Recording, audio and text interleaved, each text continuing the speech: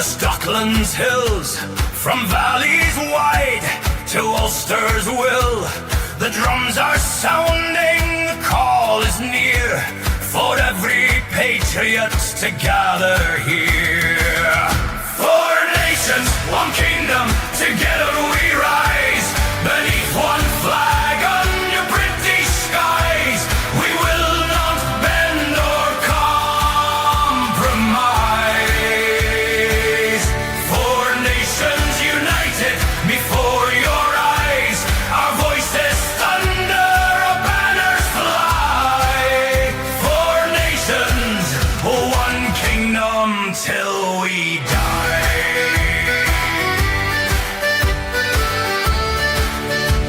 Four nations,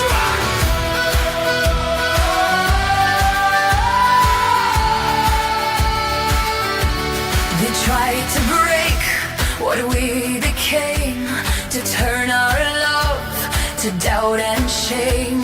We've led as one through many wars, defending home, our sacred shores, through crown and cross, through grief and pride. All four nations side by side. four nations, one kingdom, together we rise, beneath one flag under British skies. We will not bend or compromise.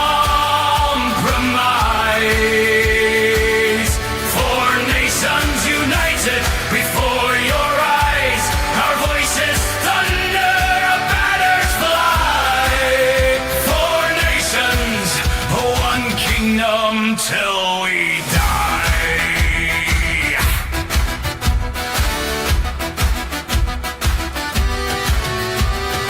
England stand proud, Scotland stand tall. We'll breathe fire, Ulster give all. This is our land, our truth, our sound. Together we stand, together we belong.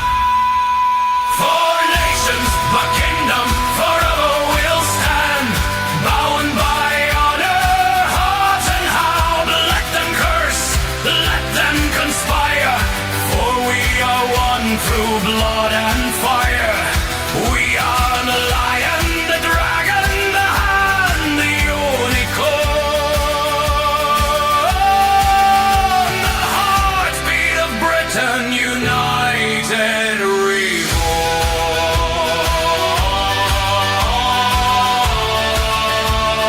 Stand together.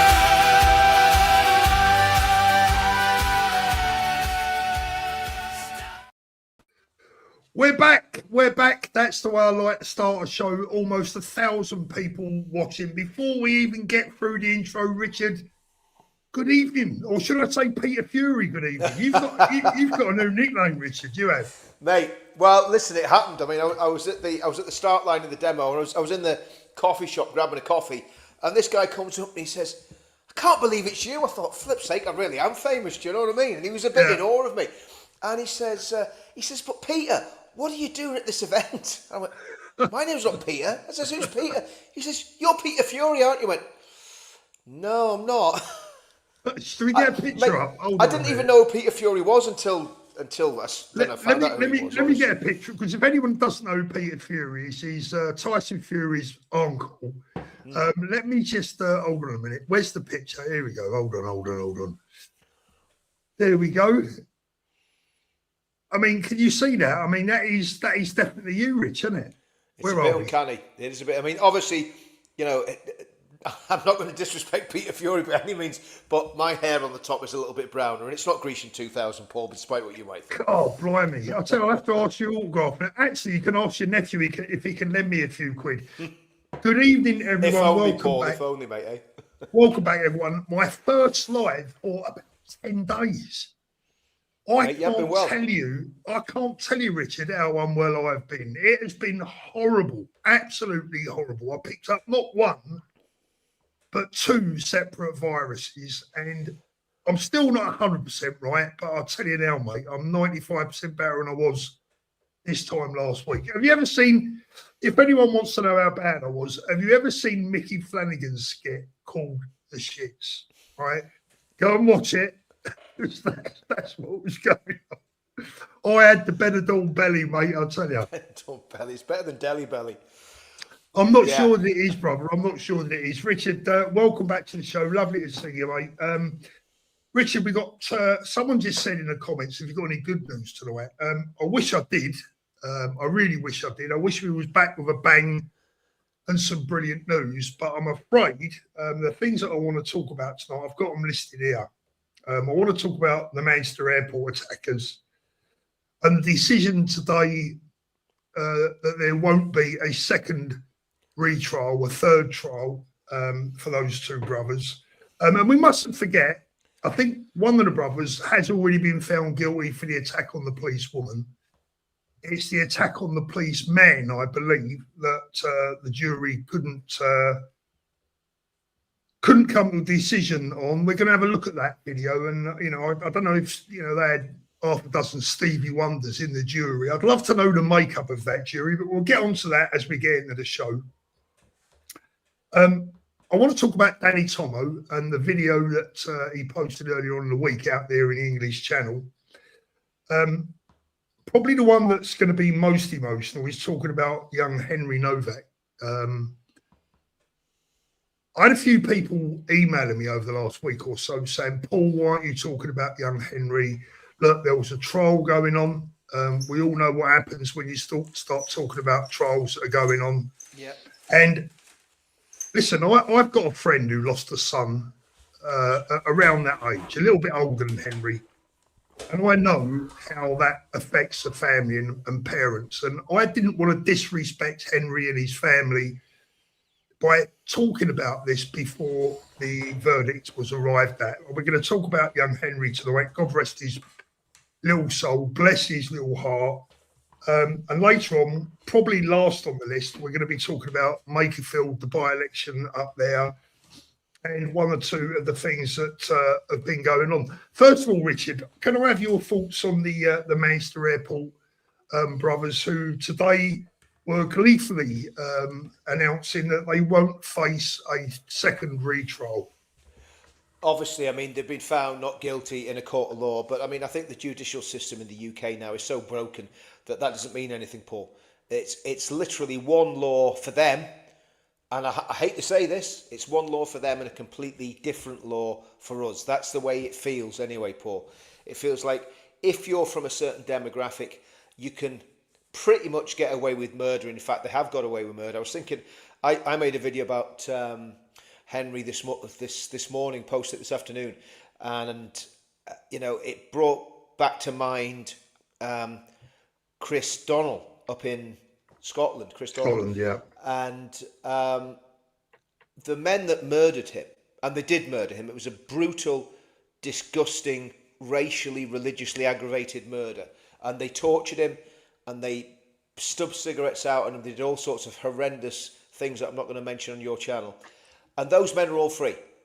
Now, I'm going to tell you something, Paul. See if that had been the other way around.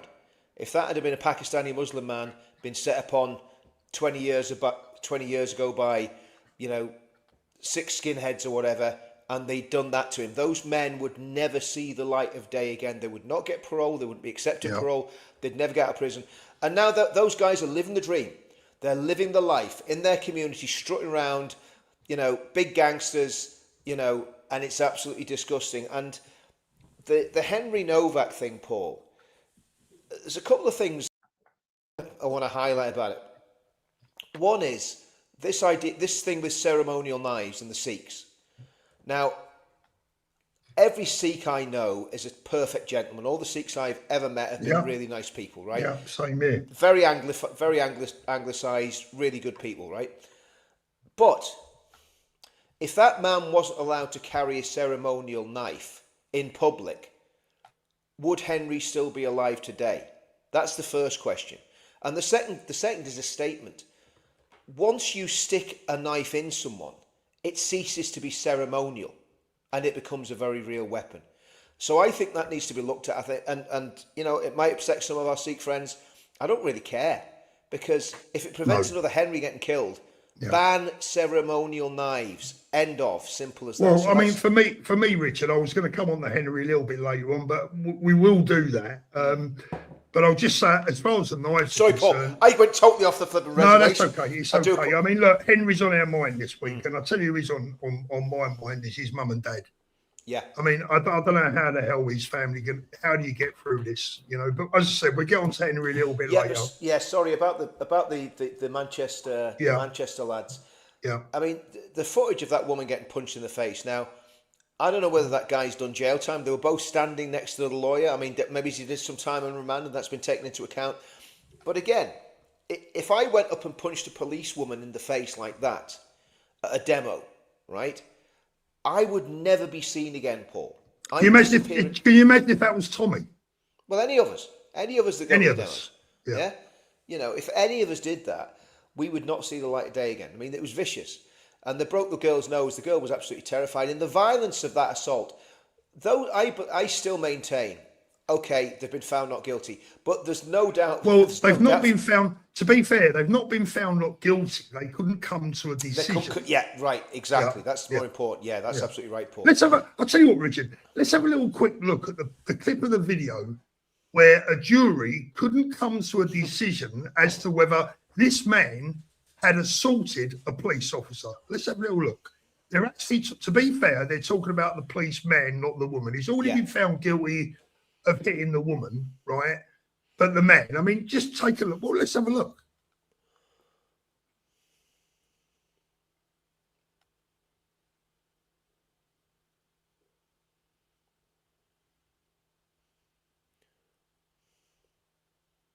What? It's not unbelievable. It's fucking mind-boggling. It's mind-boggling, and the sleazy, slimy Better Call Afzal lawyer that came out after the verdict, crying into his coma about Islamophobia, right? I mean, how pathetic.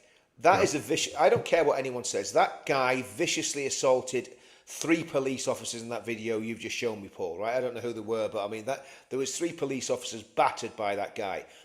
They were armed police officers. They would have had every right, under the rules of engagement in Northern Ireland, under the yellow card, if somebody assaulted us like that on the street, we could have shot him dead. And, well, I don't know whether you got away with it or not, it's a different story because people are getting dragged back into court now. But under the yellow card, the rules of engagement in Northern Ireland, you could have shot someone dead for that sort of life-threatening assault, especially when you're carrying a weapon that they can get their hands on. And here's the thing.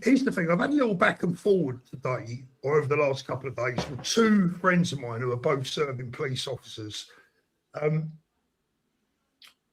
wouldn't say that either of them are particularly fans of our movement. They're not against it, but they're not overly sympathetic towards it. My message to them this evening is I'm going to play that video again and just be reminded, all serving police officers out there, and we're not blaming the police here, it's not their fault that these people have got off. But this is what happens when you pussyfoot around these people and make the judiciary scared stiff of them, and the juries as well. And see, this is where the big problem is, Richard. The big problem's with the juries. I want to know, I'd love to know the makeup of those 2 juries, because all you need is 2, 3, I'm not exactly sure, 2, 3 or 4 who maybe are Muslim themselves, maybe on the hard left or whatever. You only need a couple of people in that jury to spike it. Now, what this potentially means is, in fact, not potentially, what it does mean is we now have sectarian juries.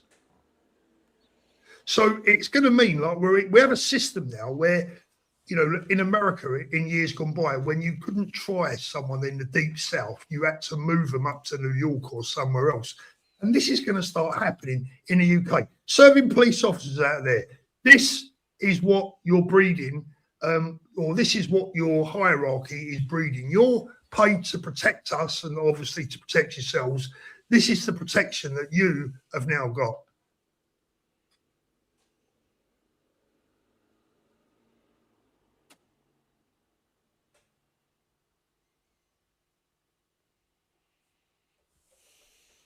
Yeah, Islamophobia. That is, Richard. That's Islamophobia. Absolute there. Islamophobia. Absolute Islamophobia. You know, and of course, there is a problem with Islam. It's not Islamophobia, Paul. It's Islamophilia, and it's an irrational love for the religion of peace that many in the liberal classes and the elite establishment have. Islamophilia. Douglas Murray wrote a book on it about 10 years ago. If you get a chance, read it. You're muted, mate. Richard, just carry on a sec. I've just got to make a little slight change in the background because the chat's going through a little bit too fast for a lot of people. So I'm just gonna change that. Yeah, carry on talking about the two brothers. Yeah, I mean, look, to me, it's anybody with a pair of eyes. It's like you said, you know, were there a few blind men on the jury? I mean, you know, were they having to have an interpretation of what happened? Did it have to be explained to someone? Or maybe it was just a sectarian jury, Paul. And can you imagine if you're sitting there in the jury and you're kind of a bit of a wishy-washy school teacher type, you know, maybe it's a bit of a, you know, shrinking violet, and you've got two Asifs and Abduls sitting there, you know, 18 stone, bearded, you know, coming in with a dress and a funny little hat on every day to do jury service. And every time that you say, well, actually, look, that looked very, very violent. And again, this is just complete speculation, of course, but when they're doing their deliberations as a jury, that these two guys on the jury are continually saying, well, I just think that you're doing it because you're Islamophobic, blah, blah, blah. I don't know, Paul. You know, I've never done jury service. I don't want to do jury service, to be honest, because it's a pain in the arse. But, Paul, you're muted, mate. Sorry, Rich. I'm just doing about 10 things in the background there. I'm just going to play that one more time because I want to kind of speak about it as it goes along. Yep. Now, you know what we got here? We've got there's the first kick to that policeman, right? Yeah. He then assaults the two policewomen, which he's been found guilty for, right? Yeah. And then he goes and he sucker punches the police officer from behind. One, two, three. Is that 3, 4 punches there? Then he grabs him round the neck. Grabs him round the neck, right? So I'm lost for words. Well, do you know what worries me, Paul, is what's going to happen to that officer. Yeah. You know, now, funny enough, he was actually a friend of a friend. There's a somebody I know up in that area is a barber, and he used to cut that guy's hair. And, okay. At the policeman, and he said he's an absolute gentleman, really quiet, real nice guy, you know, and his career could well be completely destroyed because of that. And he's done nothing wrong. If his name gets out, he'll probably have to go into hiding. His name's out, mate. His name's out and put in the public domain. Yeah, of course it is. Yeah. Right. Yeah, I'm not going to say it I'm not going to amplify it, but his name's out there. Yeah. Right. You know, well, I mean, look, this is the problem that we're facing, but this is so widespread now, Paul, and people aren't getting the issue with the sectarian nature of politics in the UK.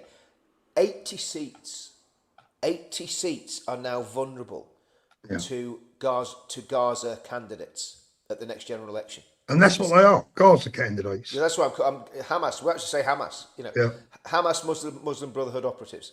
You know, IRCG, whatever you want to call them.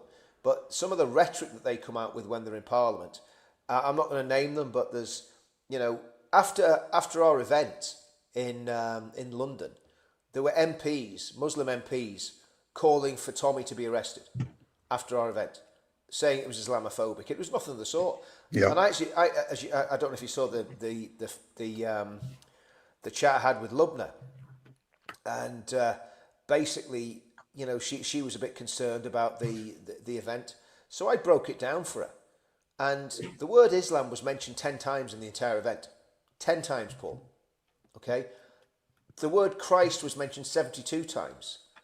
The word government was mentioned 48 times. So hardly anybody spoke about Islam because do you know what? Do you know why, Paul? Because we're bored of it. And we all know what the problem is. We don't need to keep what it is. We're bored of a backward, camel-herding, retarded religion. We don't want to talk about it. We don't want to hear about it. I don't want to know about it. I want to know about Christianity. I want to know about what's happening that's culturally good in the United Kingdom. I'm not interested in Islam. It's boring. It's something that just doesn't float my boat. You know, I don't even want to talk about it. Yeah. So, you know, and that's the problem we got, Paul. It's just gonna pull this comment up. I don't know which way it's meant, and that's why I want to ask.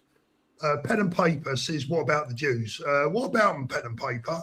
Please drop your comment in the bottom there. I'd like to know what you mean by that." Yeah, I'd love to hear that. I'd love to hear that because, do you know what, Paul? I can't remember the last time I heard of a gang of Jewish extremists taking off white girls or Muslim girls or Sikh girls and doing abominable things to them. I can't remember it, Paul. Can you remember any cases of that? No, I can't. Personally, I can't. Of course. You know what? You'll get Jeffrey Epstein. Jeffrey Epstein thrown at you straight away. If that, depending on what he meant, I'm giving him the chance to pop in and, you know, because he might have meant something completely different. Good evening, Jeff, the wonderful Jeff Taylor. Jeff, how are you, mate? We live in very good. Yeah, absolutely. I'd like to know what he meant there. It doesn't look like he's going to come back. Or at least I haven't seen any comment yet. If he does and I miss it, please do let me know. Yeah, absolutely. I'll be really interested to know what he meant by that. Mr. Taylor in the chat. We've got the celebrities in tonight. Look, we've got Danny in as well. Right, okay. So I mean, look. What is there to say more than the fact that, apart from the fact that, in my humble opinion, what we have here is sectarian juries. Well, it's not even sectarian justice, is it, really, Richard? It's sectarian juries, because I'm sure that if that was a genuine jury of genuinely 12 good, true men and women, there's only one. I mean, how the hell can you not come to a decision on that? Do you know one of the problems is as well, Paul? And this is where I'm not cutting our Islamic friends any slack whatsoever, because I'm never going to do that. But what I am going to say is, you've got to remember that probably about at least 40% of the British population are complete lefty twats. Yeah.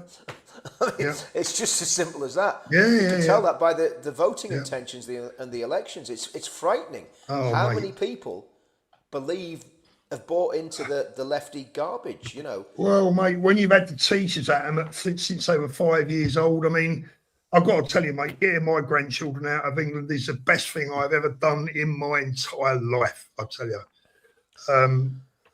Anyway, that's another story. I mean, we're going to get on to Makerfield later on, but the fact that Makerfield, you know, the Labour Party up in Makerfield are kind of neck and neck, or maybe even slightly in front of Reform, just tells you everything you need to know. I mean, that's a 93% white constituency, and Labour are still up there. Are these people?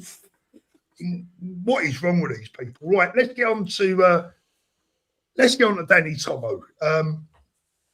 Now, I watched Danny's video out there in the English channel earlier on in the week, and I was desperate to talk about this before, you know, because it was like a week ago, but I was so unwell. I'm laying in bed watching it thinking, I can't do a video. But, you know, let me just show you some pictures, first of all, from Cali. They were taken about 5:30, 6 o'clock in the morning.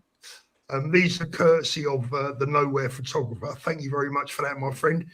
This is at 5:30, 6 o'clock in the morning in Calais, whilst the French police just stand there and watch these migrants enter the waters. And oddly enough, there was some children and women amongst them, right? And guess who didn't get on the boats? The kids and the women. You can see them walking back from the boat. So the men sent them back, while the French police just stand by and watch them get on with it.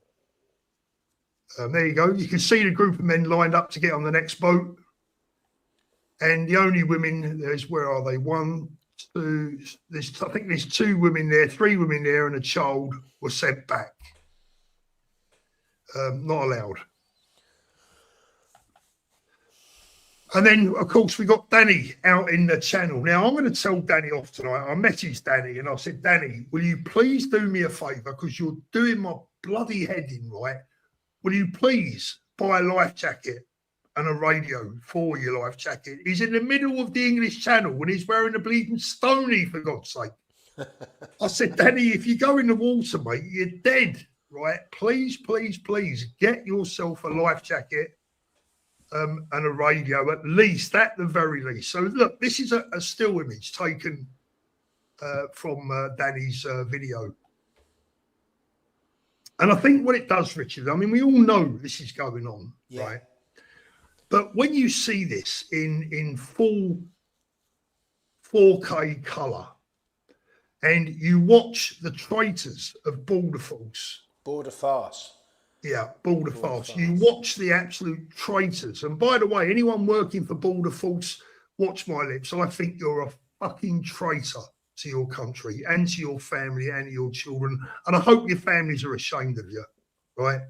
When you watch this lot from Border Farce giving a hand up to these people onto that boat, it is nothing short of nothing but a simple water taxi service. End of story. It's a taxi service. And then the boat, the black rubber dinghy that you can see there, is towed back to Calais by the French. This is public this is misconduct in a public office. This is an invasion of our country that is being aided and abetted and facilitated by our own government and our own border force. Traitors, every single goddamn one of them. No one in the world, Richard, can tell me that you can't turn that boat back. I think I've told this story before. During COVID, I had a boat, I had a rigid inflator. It's called a rib. It's pretty much the same as what you see there, right? And one of my only releases during lockdown was to be able to go down to New Haven, jump on the boat and go out to sea because there was nothing to stop you. No one's around, right? Well, I went from New Haven down to Eastbourne and they wouldn't even let me through the gates down there at Eastbourne on the boat. They wouldn't open the gates to the harbour. And I'm on the radio saying, look, I just want to come in, go and have a cup of tea. No, you're not allowed in. Right? I couldn't even park at Eastbourne from New Haven. So don't tell me they can't turn these boats around. These people are being brought here deliberately, willfully, knowingly, and every other way that you could possibly think of. I agree. Beyond the joke. And, you know, from top to bottom, there need to be people going to prison. 100%. Keir Starmer down. You know, I would love nothing more than to see Keir Starmer indicted for some, again, misconduct in public office, whatever. There's got to be a whole. He's got to have a rap sheet as long as your arm. You know, false imprisonment of a lot of those people that were arrested and banged up during the protests. There weren't even riots. There were protests after the dreadful slaughter in Southport. You know, it's unforgivable what these people have done to our country. Boris Johnson's another one that should be in prison. Yeah. Bojo is not the bumbling buffoon that he pretends to be. He's a total wrong-un. The Boris wave is the biggest migration spike that the country's seen forever, as far as I can tell. And that was under, and we've got to remember this, that was under a Conservative government, Paul. Yeah. You know, that was so they're all as bad as one another. But the thing is, yeah, I mean, Richard, but there are laws out now. I can't remember what they're actually. I do know, but I can't remember the name of it. There are laws out there that if you facilitate a crime, if you assist a criminal knowingly, then you're guilty as well, right? If you assist someone, what's the term for it? Someone will tell us in the chat. If any one of these people on this boat assisting an offender, well, yeah, but I can't remember the name of it now, but there's a proper term for it now that a lot of people go to prison for. Yeah. So what that means is any single one of these people on that boat there, any single one of the people that have come over on a boat there, well, for my mind, every single person on the big boat and in government and in councils that have aided and abetted these people arriving on our shores are all guilty in aiding and abetting and facilitating the crimes that have taken place. That includes rape and murder. We better start building some new jails. Yeah. And it does include rape and murder because these men that have come across have raped and murdered people. Absolutely, they have. And that's proven. That's proven. With that, beyond beyond. I mean, these people are in prison for it. You know, they've been found guilty and they've been put in prison. And I think it's criminal enterprise. I think that's the one I was looking at. Well, here's the thing, Paul. Here's the thing. Not only are the border farce people culpable, all the charities, all the MPs that have voted for it, all the people in political power that have signed off on it, and the police officers that assaulted patriots outside the Bell Hotel, and then the patriots end up getting long prison sentences for a fray. Yeah. And we've seen the footage of that bald-headed guy, you know, who literally had his teeth knocked out on live TV by a copper with a riot shield. And he wasn't doing anything, Paul. No, he nothing was being aggressive, but he wasn't actually attacking the police. Oh, well, look, Richard, we've seen plenty of people from other demographics and other religions being more aggressive than that. And the police offer them a bottle of water. Earlier. Yeah, exactly. Karen, thank you, Karen. It's called joint enterprise, right? Yeah. And if you look up what joint enterprise is all about, every single one of these people are guilty of joint enterprise. So for my mind, when we get the right government in, we need to start building a few prisons, and a lot of people need to start standing in front of a jury, right? And I mean a British jury, British people. Well, hopefully, if we get the right government in, there won't be too many Abduls and Afsifs that might be dodgy to actually stand on juries, because they'll have all been deported back to Pakistan. The problem is, Richard, the problem is the damage is already done. You can't bring people back, right? When they're gone, right? When they've been murdered, they've been murdered. When a woman has been SA'd, when they've been raped, right? We know what we're talking about. That crime lasts forever. Of course. That is a victim for life. Of course. And their families are a victim for life. It doesn't go away after a week. Yeah. And for me, the crimes that have been committed by our government and some of our politicians and some of our councillors and some of our police officers, we need a Nuremberg trial in this country. That's what we need.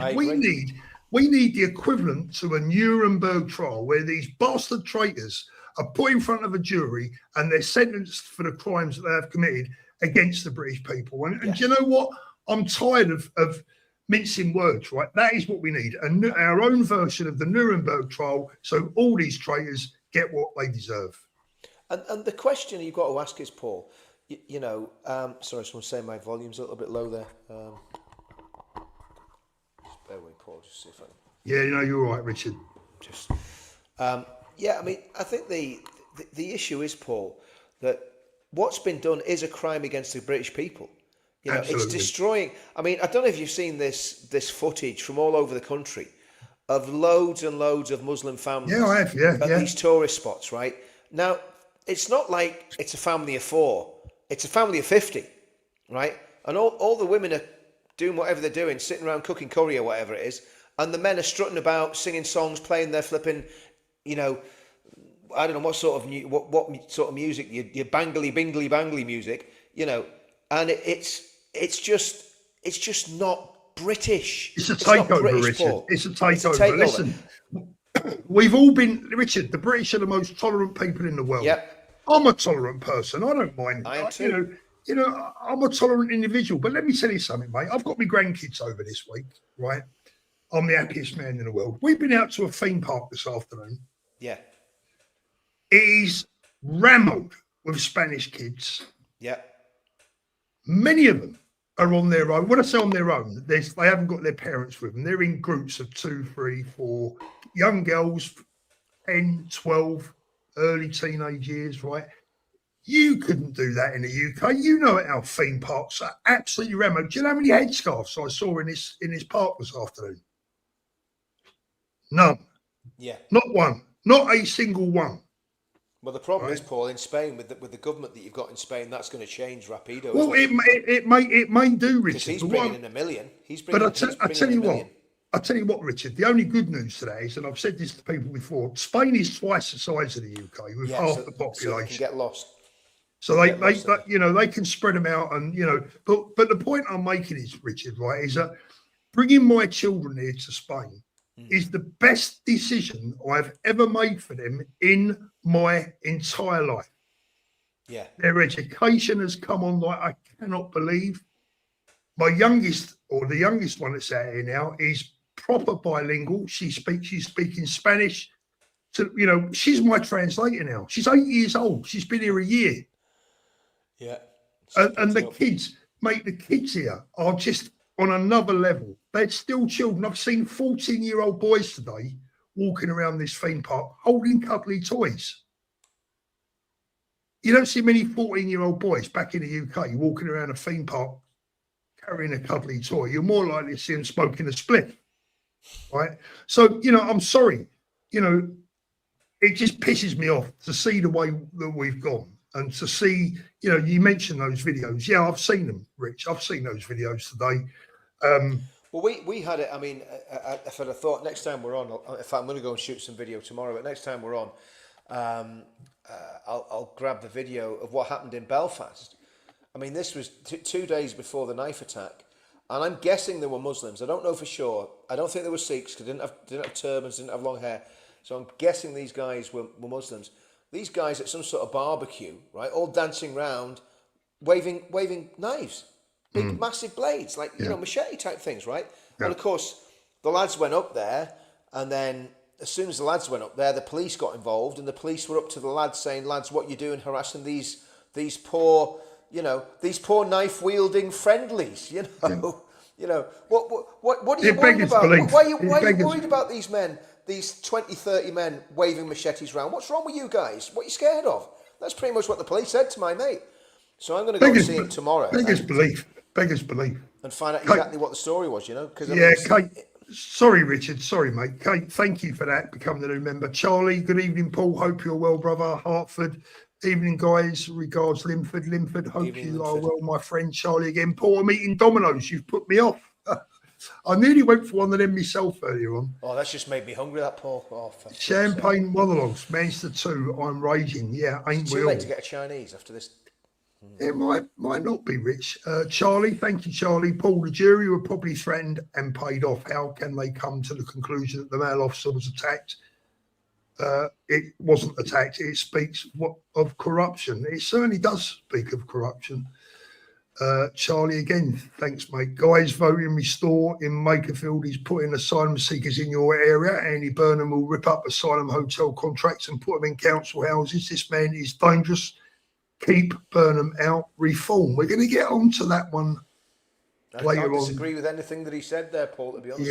Yeah. Nigel Farage, you might assume that the policing minister would rush to express her concern in the respect of the Henry Nowak arrest, but she was more interested in reposting on X about the Russian attack in Romania. Exactly. Nigel, again, thank you, mate. Nigel, I should say. Analysis this week reveals that since 2020, there have been an average of 27 non-EU young migrants hired for work for every one young British person. Absolutely fucking outrageous, if you don't mind my using that language. Our boss, I love my country, but hate what it's turning into. Do you know what, mate? I weep when I walk around out here. I weep at what we've become. I really, really do. Let me bring this up, Richard. This image is tough to put up. This is young Henry. What a handsome young man, look, bless his heart. 18 years old, Richard. Is that day he died? I think this is shortly before. Yeah. Now, I've watched this young man. I think he's getting out of a lift and he's having a glance in the mirror, combing his hair, making sure he's looking his best. Probably going out, meet a couple of young girls, doing what young men do, 18-year-old boys do. And that's what you are. You might be a man, but you're still a boy and you're 18, right? You're a boy. And I'll tell you whose boy he is. He's his mum and dad's boy. That's whose boy he was. Yeah. And still is. And this young man was attacked by a rabid, vile, sick, racist, an animal with not one, but 2 knives, I believe he had on him. Yep. One was a ceremonial dagger that he was allowed to possess because of his religion. and I've got nothing against Sikhs, Richard, nothing at all. Yeah. But if I knock up a new religion tomorrow called I love to carry guns, does that mean I can carry a gun round with me? No, it doesn't. If I call myself a Sikh tomorrow and put a bit of cloth around my head, does that mean I can carry an 8-inch blade around with me? Nope. Of course it doesn't. It's outrageous. Now, here's the thing. By all accounts, Henry was stabbed in the back of the legs whilst he was trying to get away. And this is a bit that's really difficult to come to terms with. Whilst being confronted by so-called police officers who are responding to a call that Henry had used a racial slur against an individual, which we now know to be a complete and utter lie. Okay, so the police officers didn't know at that stage that it was a lie. But let me tell you something, Richard. I've seen enough people in my life that have been stabbed, and I've watched enough videos of people that have been stabbed, etc. And none of them are ever pleasant. And when someone has been fatally stabbed, you know very quickly, because they lose colour, their blood pressure drops, right? They're certainly not in a position to be handcuffed. They're certainly not in a physical, they certainly wouldn't be offering. Remember, this young man's blood pressure was dropping like a stone. He could probably barely stand. And these fucking animals in uniform put him in handcuffs. Just think about that for a moment. I want everyone to think about that for a moment. There he is again. Let's not forget this young man, this boy, right? This is no different to what happened to Stephen Lawrence. None whatsoever. I think it's worse, Paul. I think it's worse. In many respects. Well, I mean, look, to me, murder's murder, right? Well, no, I'll tell you why I think it's worse, Paul, because yes, it was a murder. Stephen Lawrence was murdered in a racist attack, which was diabolical. But Henry was not only murdered in a racist attack, then as he was dying, he was brutalised. Oh, in that case, yes. Brutalised by the old Bill. Yeah. Now, you know, I've done my best to work with the old Bill. To when we're doing demos, we have to negotiate with them and talk to them. And I've done my best to do that when we're doing the demos, right? But it's becoming more and more difficult. They're becoming more and more bellicose and bullish, in my opinion, and more threatening, actually, Paul. They were the last demo we did, they were threatening all of us with prosecution if it went wrong. Before the demo, before anyone had put a foot on the pavement, they were threatening us, reading out conditions to us, you know. So they're not on our side. They're not on the side of the British people. That is the tragedy in this, right? They're on the side of the invaders, right? That's what people have got to realise. They are not standing with us. Now, see when it comes to it, and it comes on top, well, guess who they'll be coming running to and screaming to and wanting to live in our communities, yeah? They'll be wanting to, and talking about traitors, Paul, what a treacherous position to be in. Betraying your own British people, your law-abiding, good British people, for the sake of these mongrels that have come across the channel on rubber dinghies. And these people coming in are horrible people, many of them. We know because of the crimes they've committed when they got here. They don't love our country. They're not coming here because they want to take part. They're coming here because they want to take over. And I've just had enough of it, Paul. Do you know what? I'm almost at the stage where I don't even want to talk about it anymore, because it actually makes me feel, it puts me in really bad form. I know, and I'll tell you what, Richard, you know, as I said, you know, seeing the case of Henry and seeing his picture, it took me back to a friend of mine who was killed by a one-punch killer way back in the day, a long time ago at football. I knew him and I knew his dad, and I saw how it destroyed his family. Right, I saw how his death destroyed his family, and it made me feel physically sick reading that, and the fact that, you know, the murder, of course, is bad. Like I said about the Stephen Lawrence thing, any murder like that is awful, right? You know, they're all as bad as one another. But it's the reaction of, you see, the police have been out yesterday, was it, apologising. We're sorry. Like they spilt someone's tea. Yeah, they dropped a tray of eggs. Yeah, they dropped your eggs, or they bumped into you in the supermarket and trod on your toe, right? No, fucking no, right? Your officers abused this young man. Now, I'm not saying that he would have lived. I'm not saying that they were partly responsible for his death. I don't know. I'm not a doctor.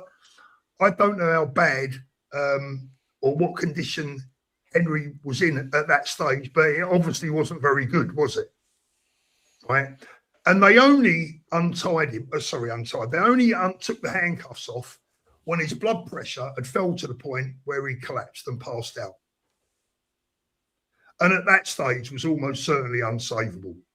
So the last thing that went through that lad's head was, I'm dying and I'm in handcuffs. And I'm being arrested. And he said, I can't breathe. You know, I mean, do you remember George Floyd? Floyd, I can't breathe. How could you forget it? Went all over the world. Right? Now, I'm not going to get into that. You know, I've got my own opinions on it, and I'm sure most people on the channel will share my opinions of George Floyd, right? But I'm not going to get into it because I don't want to even go down that road. Yeah. But this was a real, complete abuse of police power, right? And I bet the camera footage from Henry's incident never sees the light of day, Paul. Yeah, I bet it doesn't. Yeah, I bet that'll never get out and shown anywhere. You know? Well, it has to. This is the thing, Richard. It has to. Now, so I'm saying that, Paul. I have no faith in them. I've no faith. No, I don't have any faith in them, Richard. But I tell you now, on this channel, I'm going to make it it's now a personal thing for me. So I'm going to be pushing this, and people can get fed up with me talking about Henry. I don't give a shit. I'm going to be talking about Henry a lot in the near future, right? Yeah. And I'll tell you something now. We're going to make as much possible noise as we can. I'm going to be speaking to a number of politicians that I'm friendly with. I want that CCTV. I want that body cam footage out in the open. These officers need investigating. Apologies are not enough. I agree. We want to know. I mean, Richard, even if Henry had have used a racial slur against this guy, even if he had, is that an offence that necessarily sees you in handcuffs? Well, not even that, Paul, right? Is it just cause for someone to stab you 6 times? I mean, listen, I've had racial abuse from being English in Northern Ireland. It's like water off a duck's back. I just laugh, right? Don't care. You know, when I was out in Africa, you got racially abused. You just go, well, I'm white in Africa. What do I expect, right? But the reality is, Paul, you know, that even if there was a comment made, which there wasn't because it was proved to be a complete lie, but even if there had been a comment made, it doesn't warrant, first of all, this man pulling out a ceremonial knife and changing it from a ceremonial knife into a real murder weapon. Doesn't excuse that. And it absolutely does not. The police's behaviour here is absolutely appalling. And do you know what?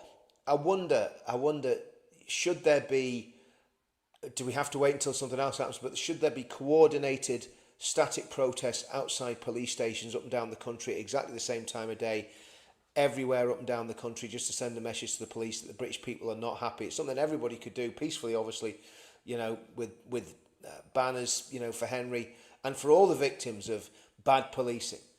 Because let's get it right, Paul, the situation with Axel Rudabakana, if the police and the authorities had acted properly and put him through the prevent system properly, that may well not have happened if they'd managed to get a grip of it. So there's a lot, and even the way the police handled the fact that there was ricin and a terrorist manual in his bedroom and didn't tell anyone. When did we find out about that? Was it January? I can't remember. It was something ridiculous, yeah? So, you know, all this stuff is just, it's just so, yeah. Oh, thanks for that, Jeff. I appreciate that, brother. I've retired anyway. I've retired. I told the copper on the Saturday as the part of the demo he was in charge of came to an end. I says, right, that's me retired. He said, okay, Richard, I'll see you next year. He knows you better than you know yourself, Richard. Well, that's what I know. That was the thing. That's the scary thing, Paul. You know what I mean? Scotty, you've John, 100% Paul. Trials like Nuremberg for all involved. That is where I'm at with it, I'll tell you now. I agree. Julie, thank you, Julie. Don't give an F anymore, whatever it takes. Julie, again, the people will be the ones who save the country. I hope so, Julie, but I'll tell you, you got more confidence than I have. Mandy, most did not know Henry, but you won't be forgotten. Henry must never be forgotten. Henry is he's a martyr now, isn't he? Well, there's a lot joining, Paul. I said it in my video earlier on. There's a friend of mine called Michael Salter. Went to school with him, and he was a fighting lad. He was a real warrior, and he got into an altercation with some of his neighbours. There was a Pakistani Muslim and a Muslim convert, and they stabbed him 50 times in the head and killed him. That was in 2000. Never put down as a racial incident. I think, I could be wrong, I'm nearly sure one of them got away with manslaughter. Yeah. Just unbelievable. Yeah, taxi driver's right. This is a death in custody. Yeah. And he certainly is. You can't be in custody any more than handcuffed, can you? You can't. Exactly. You know, it doesn't get any more in custody than that. In fact, you're more in custody when you're handcuffed than you probably are when you're in a cell. Exactly. And I mean, you know, look, we don't know the full story, right? We don't know. When I say we don't know the full story, we haven't had the police officers' side of the story, but we need to hear it. An apology just isn't, you know, an apology like, as I said earlier, they stepped on your foot in the supermarket. It's not going to wash it. It doesn't wash it. It's simply not good enough. And all those police officers that are involved in that up there, if that was your son or daughter or your nephew or your niece or your brother, right, would that apology be fine? Would that just be enough? Would that be, oh, it's okay, don't worry about it. They said sorry. Fuck off, sorry, it's not good enough. No, I mean, Paul, I think, Mark's just put there in the comments, Henry is a turning point. I hope he's right. And really, we've got to try and drive this by continuing to make videos on it, for continuing to talk about it. Chris Wickland did a fantastic speech outside the court, as did Nick Tenconi down there in Southampton.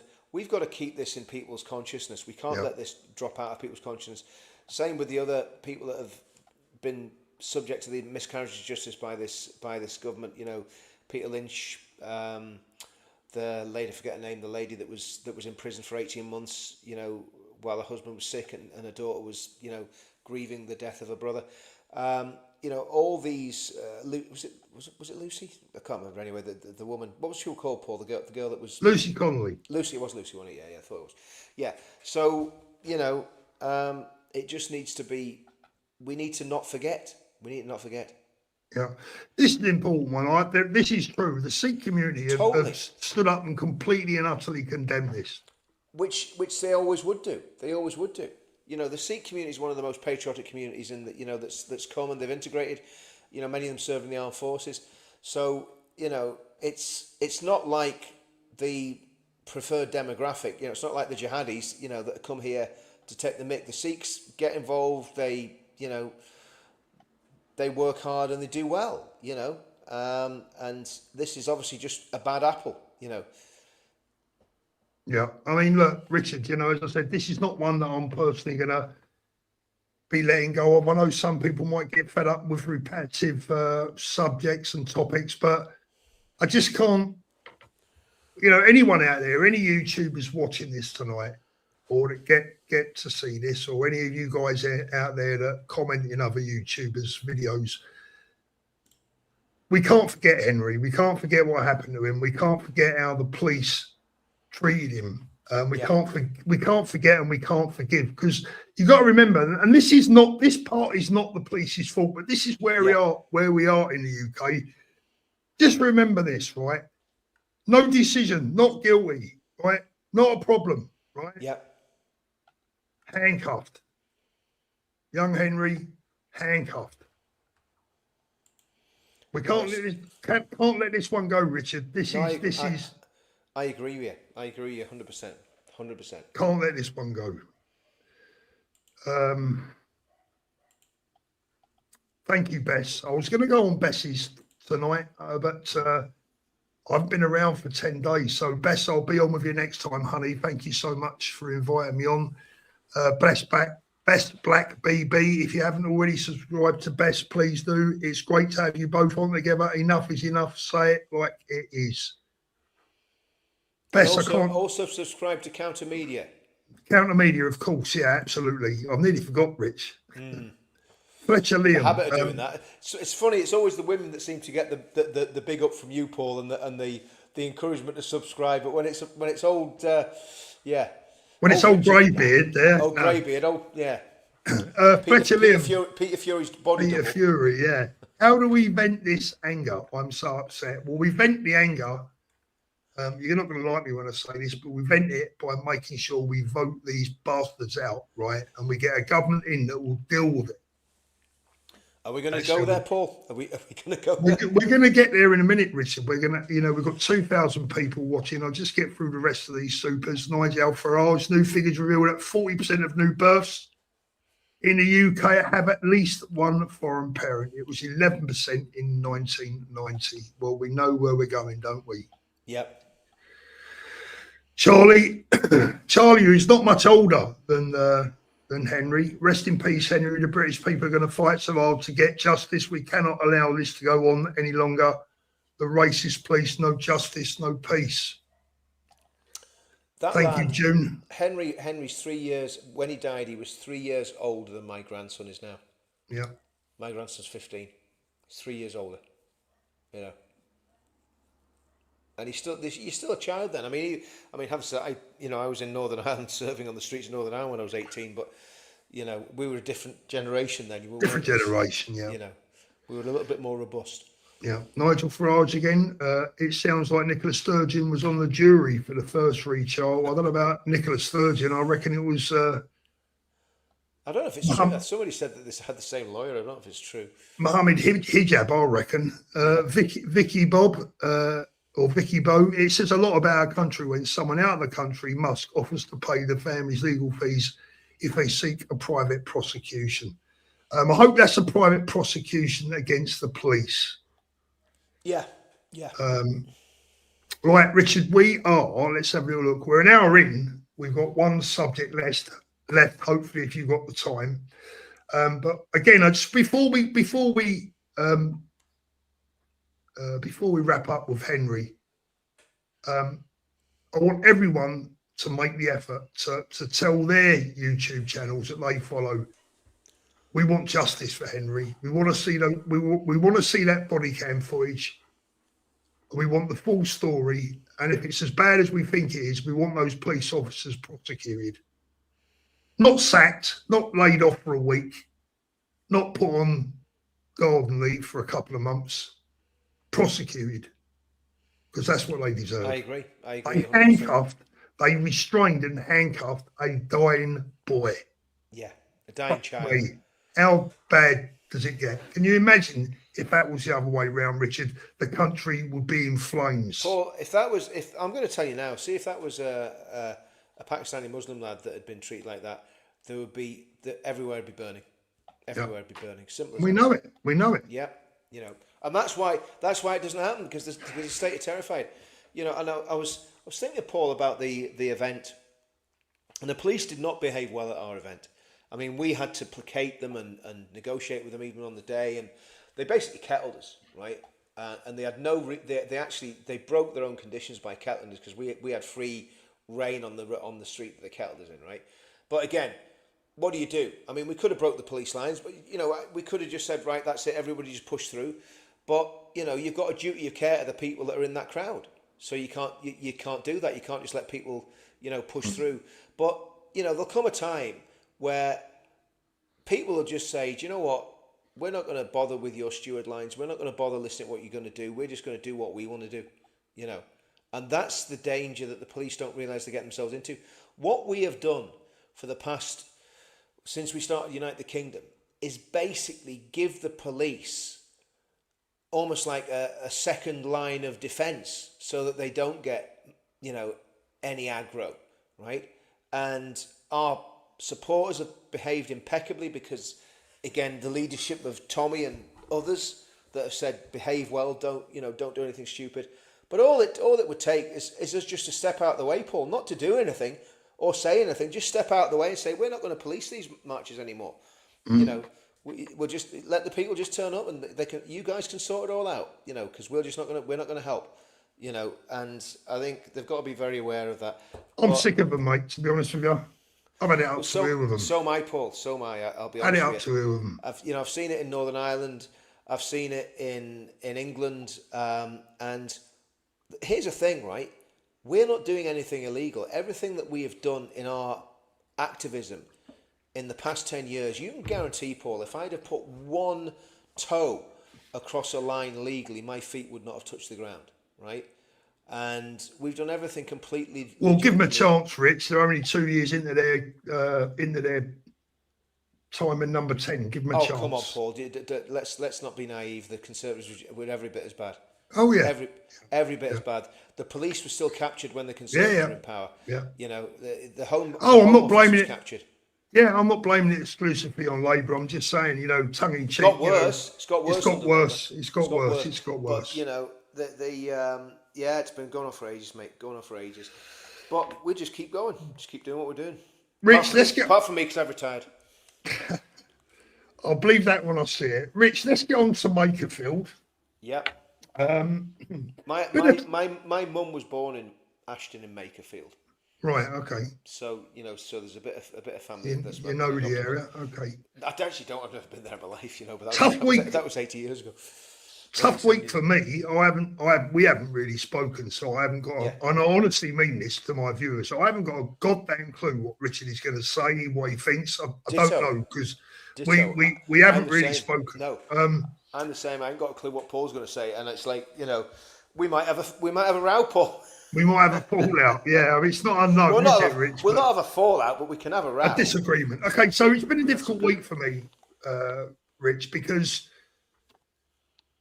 I've been, you know, all I do all day, sad bloody prat that I am, all I do all day is watch videos, keep up with what's going on at home. You know, you become even more obsessed with it when you're not at home than when you are. You spent a lot of time on the porcelain telephone. But I mean, look, I've got some news tonight about the campaign to try and get people to unite. We'll get that out of the way first. It's not good news. I'm calling it a day with that. What's the right word? Not campaign, but project. I'm calling it a day because I've hit a dead end that I didn't think I was going to hit so early. So what is the dead end that I've hit? I cannot even get 4 right-wing political parties to agree that everyone should be registered to vote. Right? They can't even agree on that. Right? Now that's fine. If they don't want to work with us, you know, who am I? Right? You know, why would they want to work with me? Right? But the message was simply, can you try and appeal to everyone to get registered to vote? So when the time comes, you've got supporters there, right? Can't be bothered, right? You know, I had a favourable response from 3 of those parties. 3. And I can pretty much guess which ones they were. Go on, have a guess. I would say UKIP, Advance, and Britain First or the SDP. It was the favourable responses that I had were from Britain First, UKIP. Yeah. Are you ready for this one? Yeah. Reform. Really? Yep. Wow. And I'm going to tell it for what it is, Rich, because I don't give a fuck anymore. I'm not here to make any friends. Yeah. Right? I asked Ben, he said it's not the right time. So, sorry, for what? For a campaign for? To get everyone to register to vote. Right? I asked Restore. I was pretty much told to get lost. Yeah. Right? So it's done.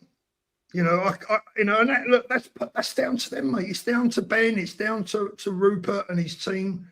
To be fair, I didn't ask Rupert as such. I'm not in touch. Well, I am in touch with Rupert, but we don't speak, right? Doesn't matter. Doesn't matter. Yeah.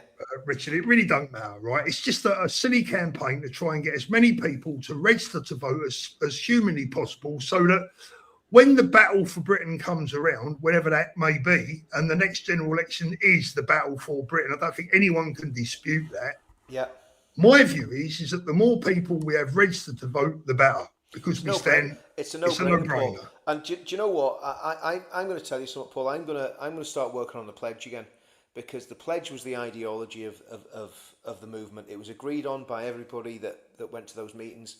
So I'm going to start working on the pledge again, because to me, I think what we need to do is be able to have, even if it's small numbers of people in every constituency, those small numbers, as the Muslims know, can make a difference. So if we have, 200 people in every constituency up and down the country, we've got more than that, but if that's all we had, in some constituencies, that's the balance of power. Yeah. And you can actually swing an election by getting them to vote one way or the other. So I'm going to look at that. I mean, I'm still involved in advance. I'm actually a bit shocked by what you told me, but I think there's a lot of politicians that are living in a complete and utter Alice in Wonderland psychosis, to be brutally honest with you. I think a lot of them think they're going to... Well, they either think that they're going to do more than they're going to do, or they're in it because they're making a few quid out of it. But I mean, obviously that's not the case with Rupert and Ben, because obviously they're not doing it for the money. We know that. But I just look at it and I'll go, guys, you need to do something. You need to get together. And again, I mean, I've been a massive critic of reform, and I still am to a certain extent. But if I was in Makerfield, Paul, I'd be voting for that plumber, ex-army guy, whatever he is, even though he was a Remainer and so on and so forth, purely and simply to keep Burnham out. I mean, and Paul, let me, if I can say this, if Andy Burnham gets into power, this is the nightmare scenario. I think I said this to you on the phone before you were ill. If Burnham becomes Prime Minister, if I was Andy Burnham, this is exactly what I would do. I would call a general election immediately, but before I did that, I would have a campaign drafted that would target the disaffected youth in the country, blame it all on because he's a communist, blame it all on the rich, tell the disaffected youth that if they vote Labour, they're going to have everything they want, they're going to have free housing, free money, whatever, all the bits and pieces that they might want to hear about, and target those young people who are absolutely have no future because they can't afford houses, they can't get good jobs.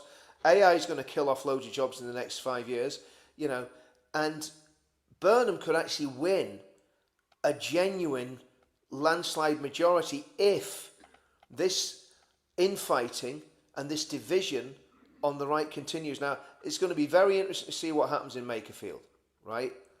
And again, I'm not... I've described it as the biggest, most important by-election in British history. Yeah. Now, what I do want to say, Paul, is any political party this is just my opinion, any political party has a right to stand in Makerfield. I agree, yeah. If they all stood, that's up to them. And they have a right to do that. That's the whole point of being a political party, right? Yeah. So I'm not attacking Restore for standing, right? I'm just saying what I would do personally. If I was in Makerfield, I would be voting Reform, right? Because I think they've got the best chance of stopping Andy Burnham. That's just my opinion. Now, if that flips and Restore are in the ascendancy, then I'll be humble pie and say I've called it wrong on that. But I don't think that's going to happen, because there's going to be that much negative publicity against Restore in the next days and weeks by the mainstream media and so on and so forth.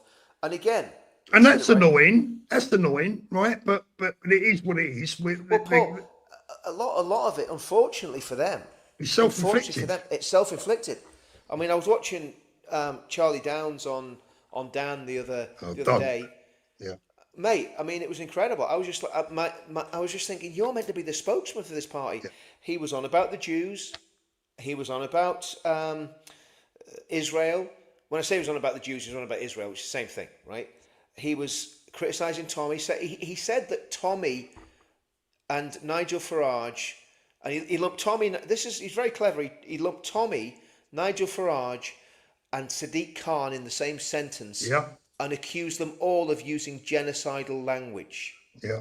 That's word for word what he said, Paul. And I always transcribe everything. If I'm going to quote something, I'll make sure I've got the receipts, right? Yeah. That's what he said. You know, so there's big problems with people at the highest level in Restore. And I'm sorry to say it. I honestly, you know, Paul, I went really quiet on it and I didn't say anything about it because I thought, do you know what? Let Rupert get his house in order. Let him get rid of all these, you know, the really bad elements that were trolling people and come out with some of the vilest racist abuse against people like Base Bougie and Lubna and Shohab and I think they had to go at Wendell as well and Baraka and all that sort of and ourselves, to be fair. Well, yeah, I mean, we were just traitors, you know, because we didn't decide to follow we're lefties, because we didn't decide to follow their part in some of those. I'm not even going to get into it, but anyway, because I don't want to go down that. What I don't want to do. I'm not going to do, Paul. I'm not going to stoop to the level. Yeah. Of people that attacked us. So we'll just let them do what they're going to do. They'll attack us again. Yeah. We'll just ignore them like we did last time. We're not, I just don't engage with critics. But yeah, I mean, it was bizarre, a very, very bizarre appearance. And Dan Wotton, mate. I mean, I know Dan. I like Dan. I think Dan's a really nice guy. I've met him. I spoke to him. I think he's a really nice lad. But man, I mean, his tagline is no spin, no bias. Right? That's what his tagline is: no spin, no bias. He's been doing party election broadcasts for Restore for the last 3 months. Yeah, I think that for me, Richard, right? You know, that's me. Look, I know I'm going to get flack for saying that, but I'm just telling the truth. Richard, look, we're all entitled to an opinion, and you know, I'm not being aggressive or nasty with it this time. No. I'm not. You know, I'm not going at people. But here's the thing, Richard. Here's the thing. Any Restore supporters watching this tonight, I'm going to play you a little clip of something in a minute, which proves my point and also now Richard's perfectly, right? This is indisputable. It's coming from the horse's mouth, right? Watch this clip that I'm going to show you in a minute. It's mind-blowing, right? Now, for me, watching Reform and Restore tearing each other apart it's like watching two brothers. It's very sad. It's like watching two brothers tear each other apart where someone breaks in and murders their mother, right? Yeah, that's a good analogy. You know, Charlie that is on the show here, he's just sent me a WhatsApp, says Burnham is ready to open the door to a pact with the Greens. Everyone, I want you to listen to what I'm saying now. This is not me trying to be clever, right? Yeah. I don't need any more friends. I've got plenty of good friends. If you want to unsubscribe, fuck it, unsubscribe. Yeah. It's not, I'll tell you now, people that out there that say, oh, this is all about the money. Well, I'll tell you what, if it's about the money, we wouldn't be doing this, Paul. We wouldn't be doing this. We wouldn't be saying what we're saying because, do you know what? It'd be far easier to go, do you know what? Like, you know. Aim high, vote low. Yeah, you know, not just that, you know, we might get some more subs, you know. We don't want to upset Elon with Twitter. Do you know what I mean? Like, don't care about Elon. And I've got to tell you, I don't agree. I'm going to be honest with you. This is really difficult to say. I don't think Tommy's I think Tommy's got this wrong, right? I love Tommy, right? And we won't fall out over this. But in this instance, you know, today Tommy is retweeting Rupert. I'm going to say it out loud, and I don't care. You know, me and Tommy won't fall out over this, right? But I think he's got it wrong at Makerfield because I tell you now, people, what we got to do is we've got to stop Andy Burnham at any cost that is legal, right? Yeah. Because if Andy Burnham wins this seat in Makerfield, he will be our next Prime Minister and Labour will win the next general election. And you know what? I'm going to prove it to you right now with the words of one of Restore Britain's biggest advocates, right? And that's Carl Benjamin. Now, I don't mind Carl.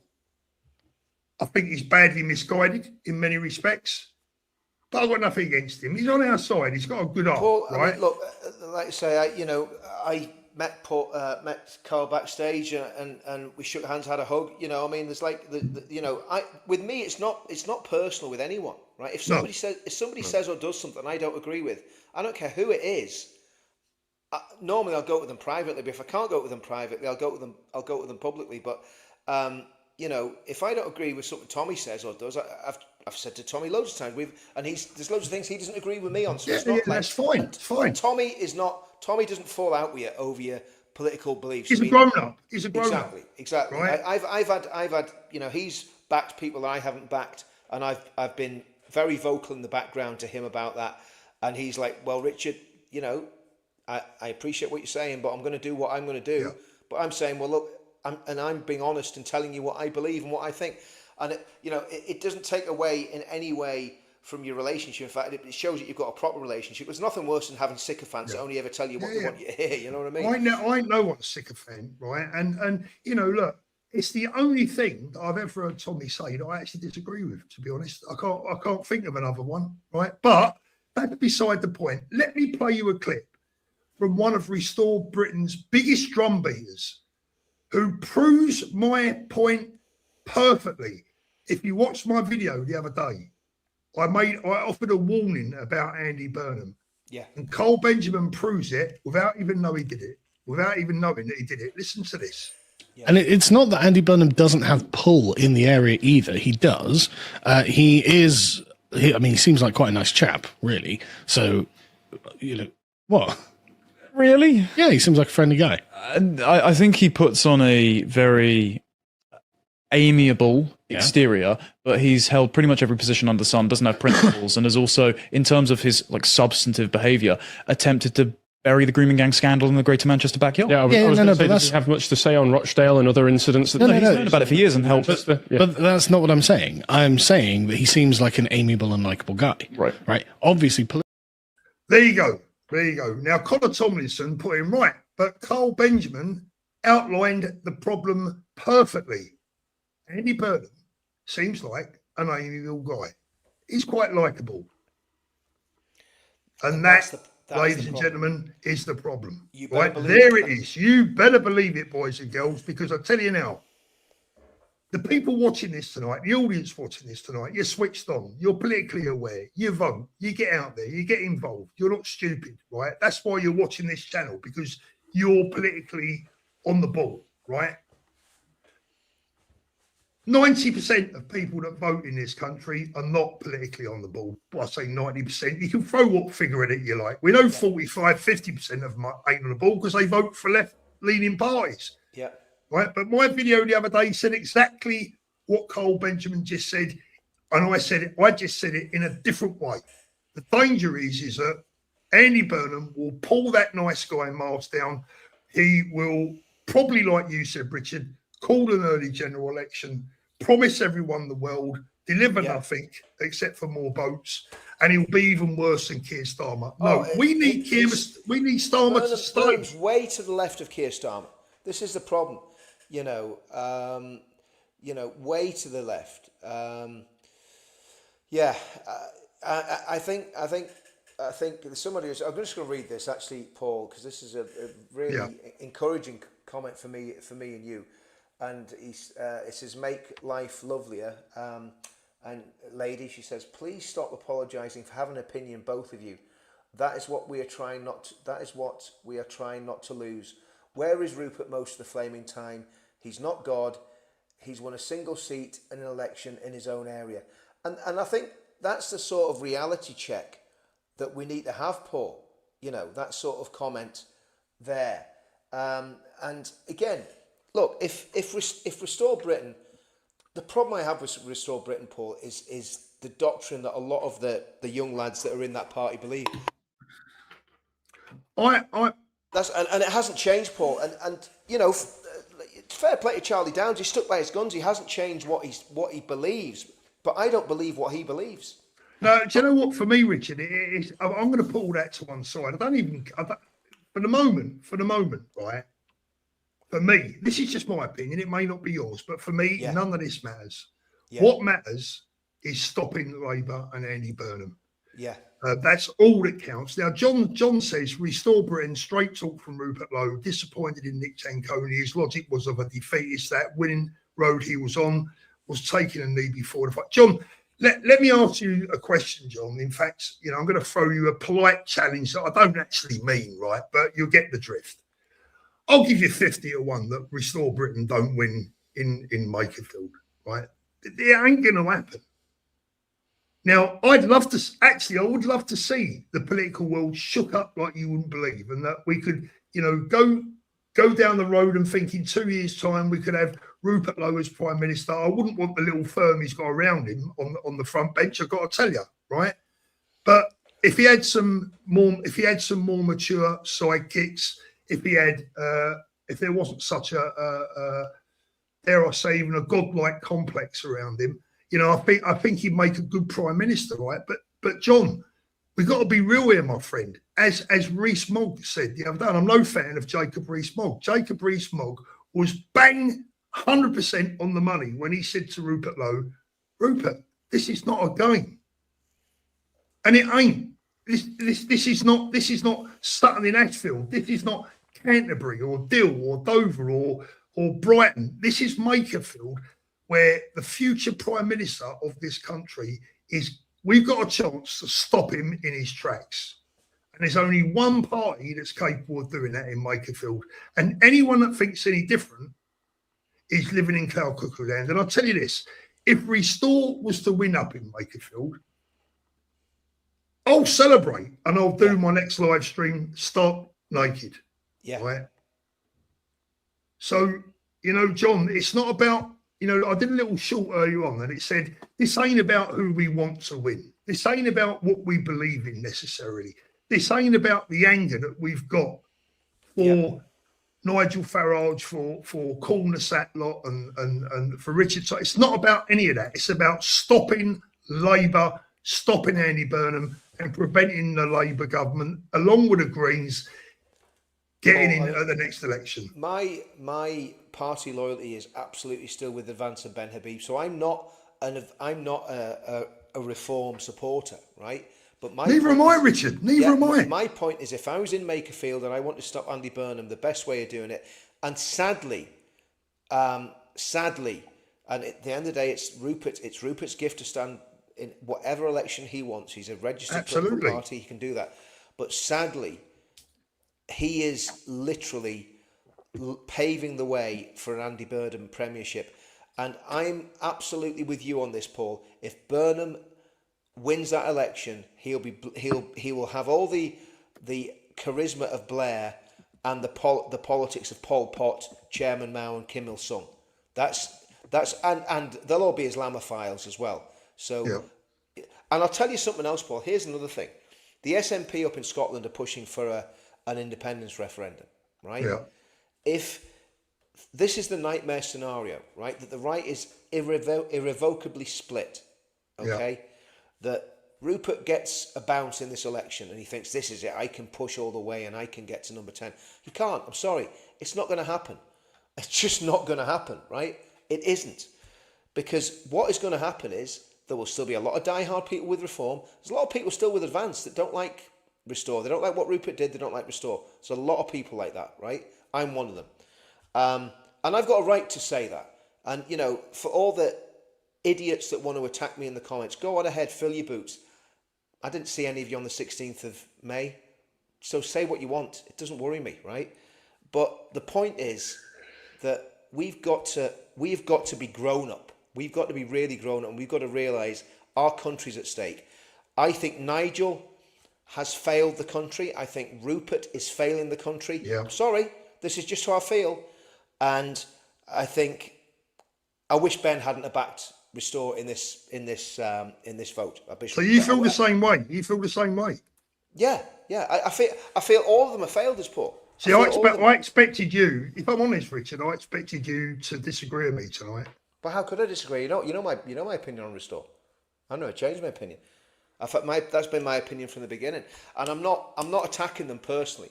I'm not going to attack them. Like I say, Carl Benjamin, he's a nice lad. I'll sit down and have a pint with Carl. I don't agree with his politics, but there's loads of people I don't agree with the politics. Doesn't mean I won't speak to them. That's the difference between me and the fanatics, because the fanatics will fall out with you and cut your throat. Alex Phillips has been mercilessly bullied because she has stood on her principles and backing reform. Now, I wouldn't agree with Alex on reform, simple as that. But she has been bullied and slandered, as has people like Base Bougie. Women have been getting absolute vile abuse from these trolls that have restore stickers on their profiles. And the Layla Cunningham thing, Paul. I mean, Dan Wotton covered it on his show. Now, Dan should have absolutely outright condemned that, the abuse of Layla Cunningham by people with restore stickers on their profiles. Now, again, I'm no fan of Layla Cunningham, but she's a woman, and in my world, Paul, you don't treat women like that. Do you know what I mean? It's just not what you do. The bottom line is, Richard, this is not what I'm trying to say to people, and I think what you're trying to say to people out there, if I'm reading you right, this is not the way that a grown-up political party necessarily reacts. No. And that is going to be a massive problem. It's not even necessarily Rupert's fault. Yeah. But it kind of is, because he's in charge. He's the leader, mate. He's the leader. The Bucks. Yeah, it's like the manager of a football club, right? I'll tell you now, Paul. If I had people who were sitting on podcasts with Jewish people telling them you're going home and all your family's going home, right? I would throw them out of part. I wouldn't have them as members. Now, I had a disagreement with someone very senior in advance over this. They were like, well, anyone can join, and whatever they say, it's them joining shows that they agree with our principles. Well, I would kind of say, and it comes back to the pledge as well. If you signed the pledge, then you can't hold those positions, because the pledge is built to be a very, very when we started this, Paul, when I started doing Veterans Against Terrorism, and I was working with the football lads, and we were working on what do we actually believe, and there was a little saying that we had, which was just very simple: we're against all extremism. That was the saying we had. We're against, and I still maintain that. I've always been against all extremism. I don't like extremism. I've seen where it goes in Northern Ireland. Don't like it. I've seen the flipping body bags and the flipping funerals. I don't want that for England. No, we don't. Look, Richard, Lezanne says Burnham won't get it, restore will. I hope you're right, Lezanne, but let me just read out. I don't think that, sadly, Paul, even if that happened, that doesn't solve the problem. In fact, it makes the problem worse. What? If Restore won it, it would make the problem worse to a certain extent. Because I think she said reform, didn't she? No, she said restore. Oh, did she say restore? Are you sure? I think so. But look, I mean, the reality is, Paul, the difficulty on this one is, if Farage wins it with a smashing, stonking majority, right? Yeah. Then his tail's going to be up in there. He's not going to listen to anyone. He's not going to want to make pacts with people. That's not going to happen, is it? He's not going to win it with a stonking majority. Well, not now. Not now. No. He's not. I mean, Richard, let me get on to this. Look, the 2024 general election, there was 70. The electorate is 76,000 people, just over, right? The turnout was 52.5%. I think you're going to be looking at a bigger turnout this time around. Yeah. Probably as much as 60, even 65%. Labour hold a 5,399 majority. Robert Kenyon, who is the same person standing this time, 12,803 votes, right? Now, let's just look at this for a moment. 12,803 votes.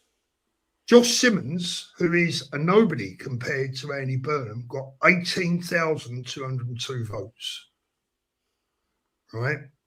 And Labour's change was only 0.1%.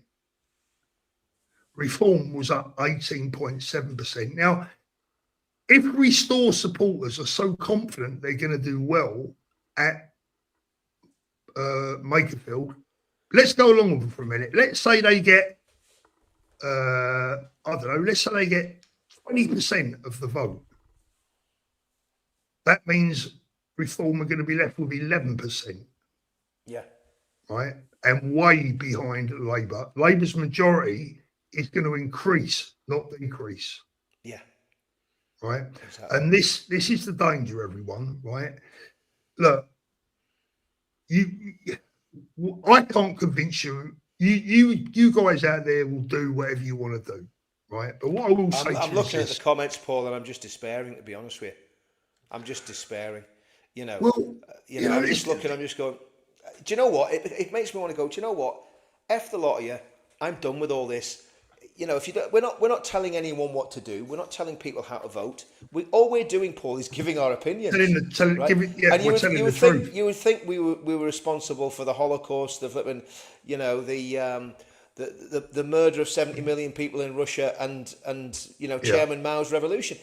You know, people in the comments, grow up, stop being babies, and flipping, you know, realise that when we're giving an opinion, we're giving an opinion. If you don't like it, that's all right. Yeah, that's fine. Yeah, that's fine. That's fine. But personal abuse in the comments, because I don't think restores the answer.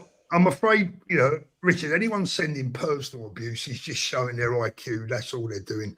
Calm65 says, restore Britain, millions must go. Look, great strapline, right? But that ain't going to win you a general election. It ain't even going to win you Makerfield, right? He's put it in there about 10 times, mate. You know, you can go out and spray that on the wall if you like. Yeah. Ain't going to win you no votes. Yeah. Right. Like I said, it's time for grown-up politics now. And there's some great. Do you know what? There's some great people in the comments that are putting some very sensible stuff in there. You know, but again, you know, there's just. Lesanne says restore our storming ahead. I don't believe they are. I honestly don't believe they are. They might be storming ahead on X, but by-elections ain't run on X.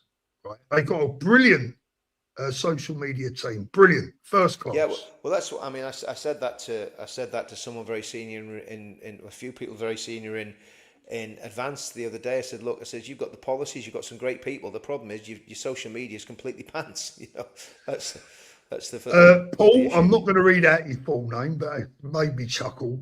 He says, "Restore win Makerfield." I tell you what, Paul. If they do. I'll do my next live stream after that. I'll do it naked, and you can all have a laugh at my expense. That gives everybody in Makerfield that's got a vote. Please, don't let Restore win that, because I can't think. Paul, if you're doing a stream naked, I'm not going to be on the same stream, mate. I'm just exactly. Well, actually, unless I get my kit off and just to make everybody jealous. Do you know what I mean? No, here's the thing, though. Seriously, Paul. Right? Listen, mate. I don't know what to say to you, brother, right? At the end of the day, they ain't winning.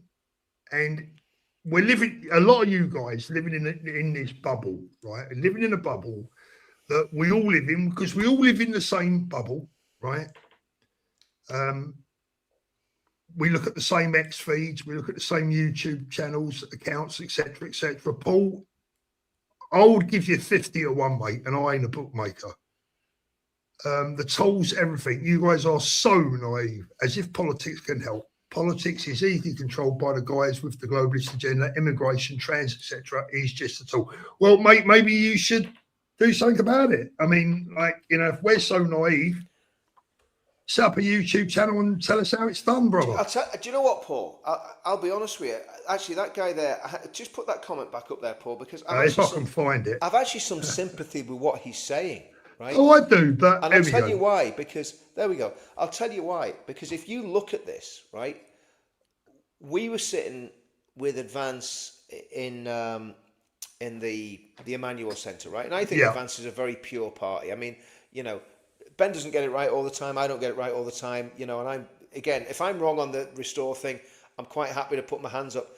You know, if I do get it wrong, I put my hands up, and if I'm right, I gloat. You know, that's just the way it is. But what this guy's saying is in many ways very, very true, because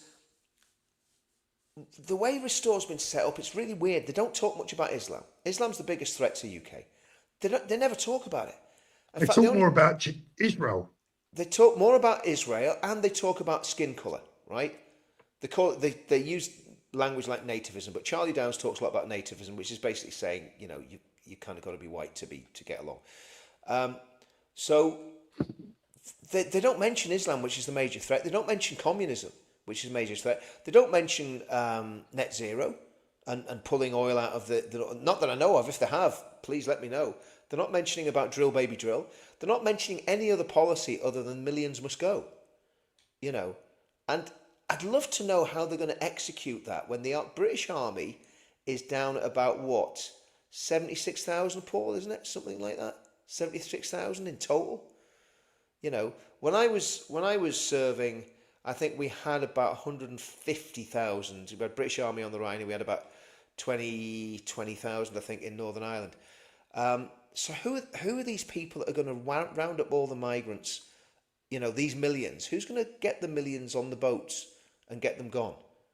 Now, I'm absolutely hardline when it comes to Islamists, jihadis, you know, people that have come here to take over, Muslim Brotherhood, Jamaat-e-Islami, all those extremist Muslim parties and secret societies. I want them all gone, and I think that'd be fairly easy to do. But the millions must go bit, I don't know how that's going to be executed. They haven't given me a good explanation on how they're actually going to get the millions to leave. Well, I think you know, I've read some bits about how they would do that. I think it would lead to a civil war.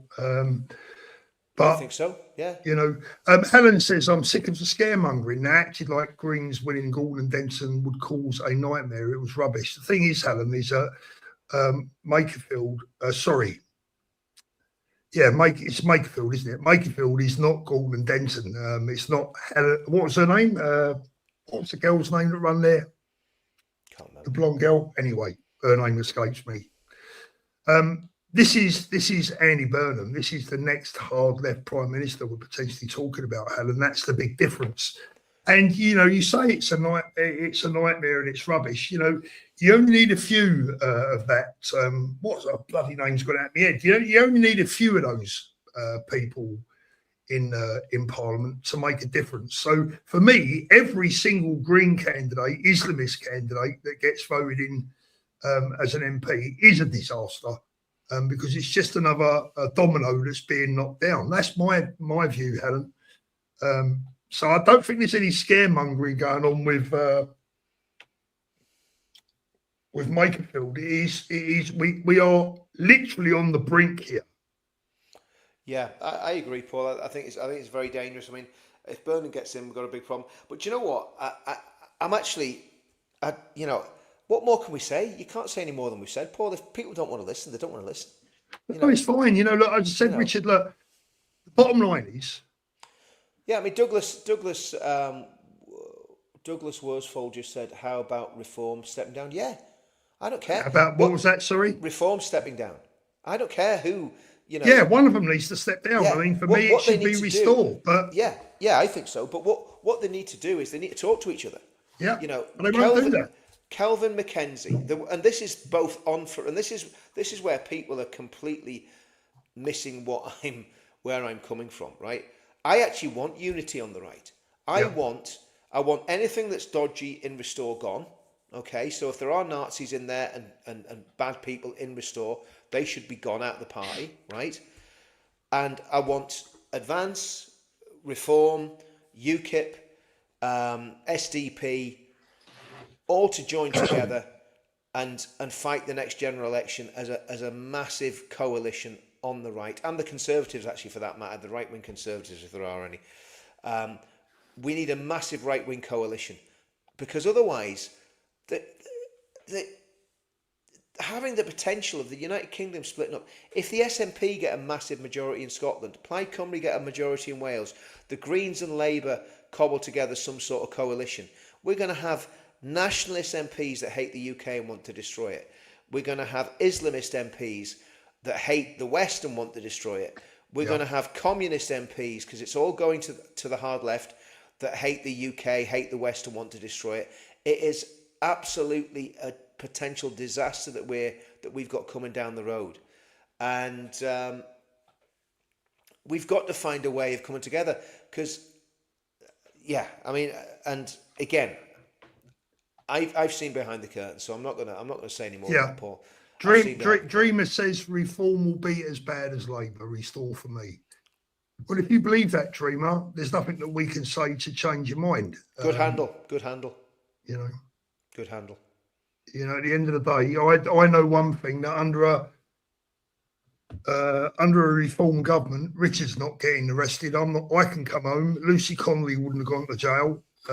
Peter Lynch would still be alive. Sorry, mate, I don't go with that. Yeah. Sorry. I mean, you know, you see the, you know, the split in the chat, and you just go, we're in trouble. We are in big trouble.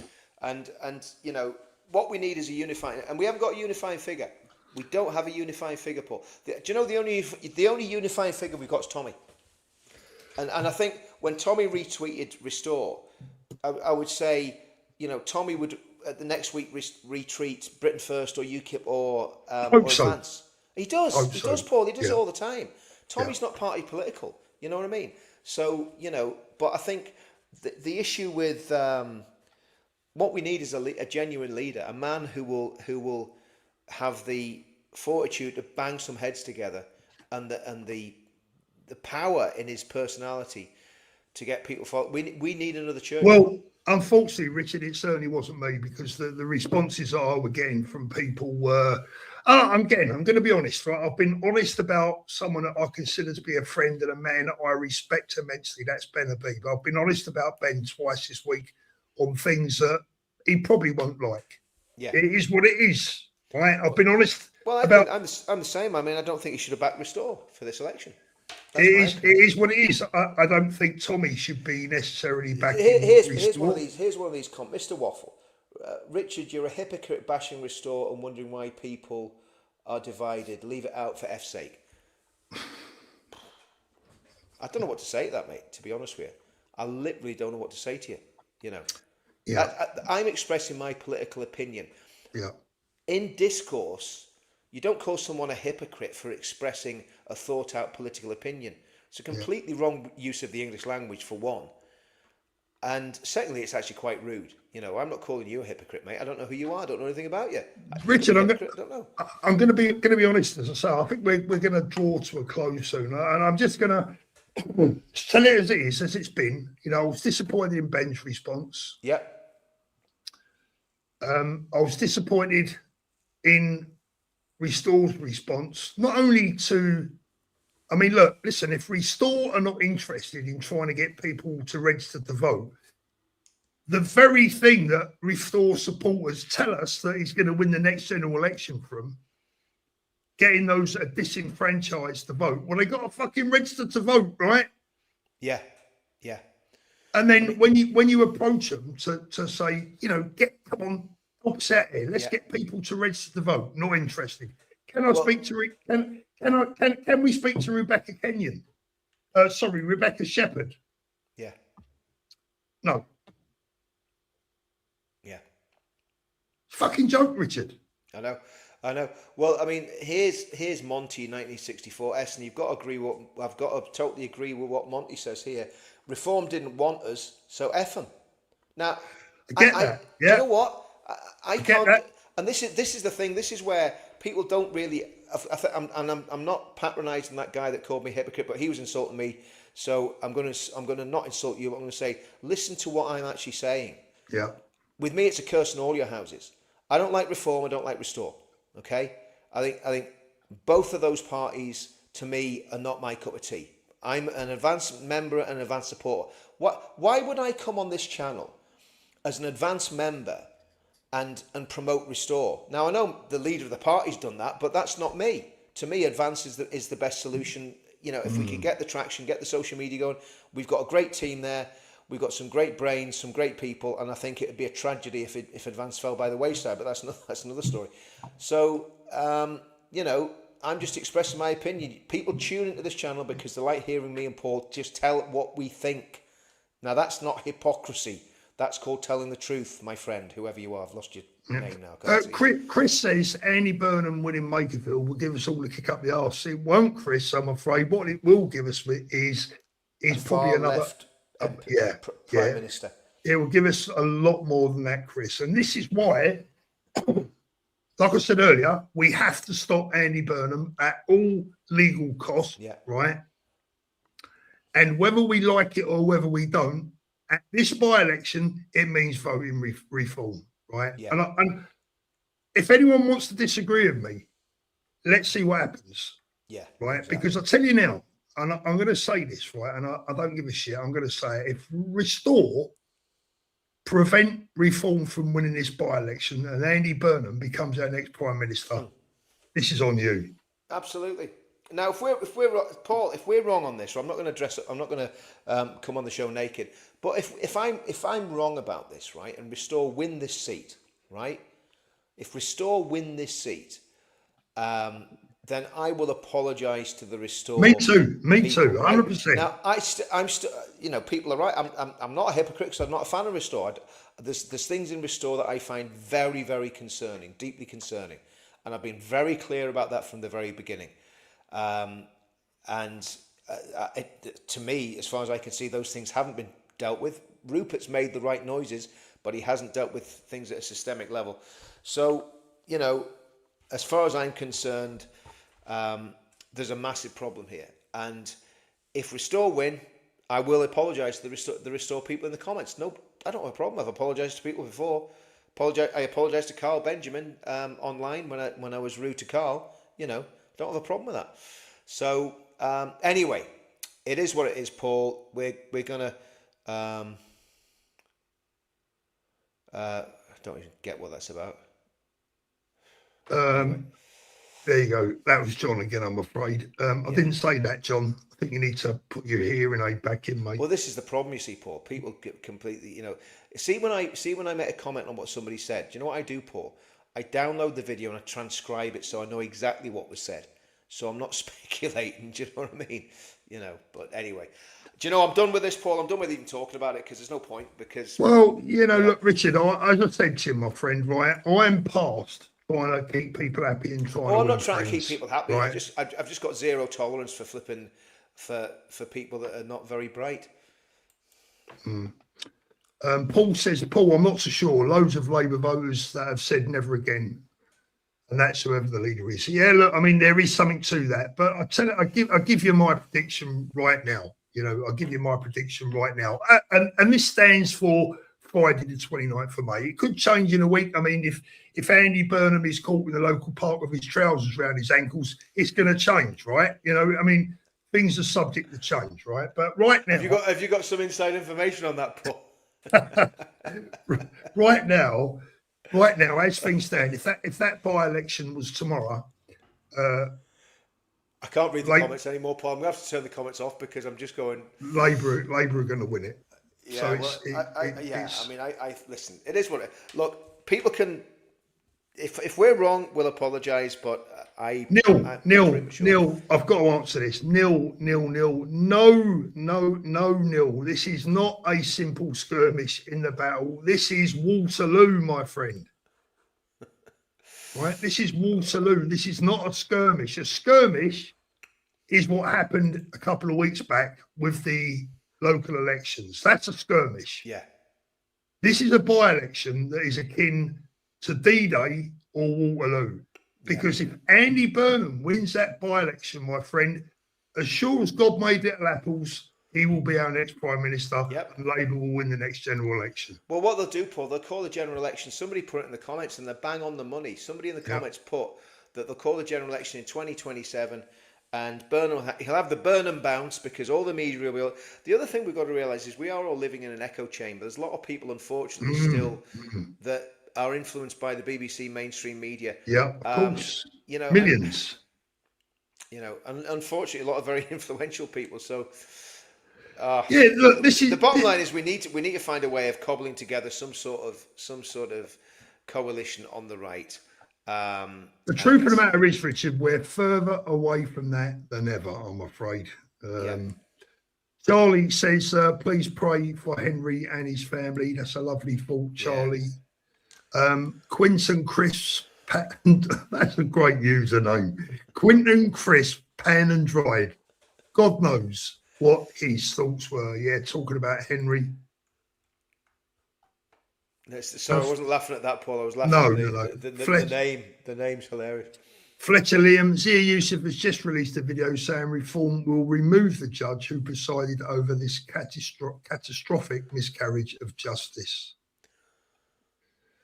I guess he's talking about the Manchester Airport guys. Yeah. Charlie, Paul, I'm 22. I'm sitting here in tears in my eyes. It's so sad. I can't imagine what his family's going through right now. We need to rise as people. Charlie again. Paul, this is why I'm reform. Rupert. Ben, why? Nigel Farage, you did your best, Paul, and we salute you for that. Thank you. If Reform took up the pledge, they would win Makerfield and the next election by a landslide. Do you know what, Nigel? That is absolute. I still think the pledge is a massive part to play in this, and it's been totally neglected. Again, I'm very disappointed in a lot of people, Paul, to be honest with you. A lot of people have just completely, not stood up and done what could have done a lot. They've gone more for clicks and traffic than they have for what could actually. For honesty, I tell you what made my mind up with Charlie Downs yesterday. Right, he spent more time attacking Tommy than he did. Well, he spent as much time defending Steve Laws's membership. It was incredible. And then attacking Tommy. Do you know what? He called Tommy a liberal. He basically said Tommy was a liberal. I'm going to say, you know what, Richard? Here's my message to Charlie. Fuck you, right? Yeah, exactly. You want to defend Steve Laws's membership to Reform. Yeah. He's going to turn off millions of people from joining your party that you say he's going to win the next election, and then you start slagging off the bravest man in Britain. I tell you what, Charlie. Fuck you. What's Charlie ever done? All Charlie's ever done is attack Tommy. Right, I've got video after video where he's attacked Tommy. But the other thing is, right, he said he didn't know whether Steve Laws was a member of Restore. I don't believe that. I do not believe that. The position he's in Restore, there is no way that he doesn't know whether Steve Laws is a member or not. Don't believe him. So there you go, Charlie. I don't suppose you'll ever be appearing on this channel now, but do I look bothered? Mate, to be honest, I don't think Connor Thomas will be back either. And listen, I don't mind Connor, right? Listen, I'll tell you one thing I will say about Connor. At least he's big enough to come on the channel. Totally. When I message him, he has the respect to answer me. Yeah. He is polite. I don't agree with everything he says, but he's polite. I don't like the arrogance, I've got to tell you. Charlie, just a heads up, as Burnham has come and said he would do a deal and go into government with Zach Polanski. Please, guys, don't be smart and don't let this happen. Absolutely. Yeah. Nicola, the bottom line, until Lowe gets rid of the Nazis in his party, they are unelectable. Fact, it's not even worth discussing. Love as always. Mr. Waffle has actually made a good point there. Give him credit where credit's due. Steve Laws was a Reform candidate. I think that's true. He was. They chucked him out. Yeah, I think that's true. Julie Blackman, sadly too late to win this political way. Sadly too late to win this in political ways. Egos. Look, everyone makes mistakes, right? But when someone puts their head above the parapet and shows you who they truly are, if they're not palatable and they're not conducive to your party's beliefs, then you remove them. Exactly. I mean, Christ, I can't even join Reform. Yeah. Well, and they probably wouldn't allow me in Restore now if I wanted to join, which I won't be joining. Do you know what, Paul? To be honest with you, I'm being deadly serious here. If Advance doesn't continue as a party, I think it will. I think it'll continue in a small way, and I'd be happy enough to just tootle along doing stuff for Advance and with Advance.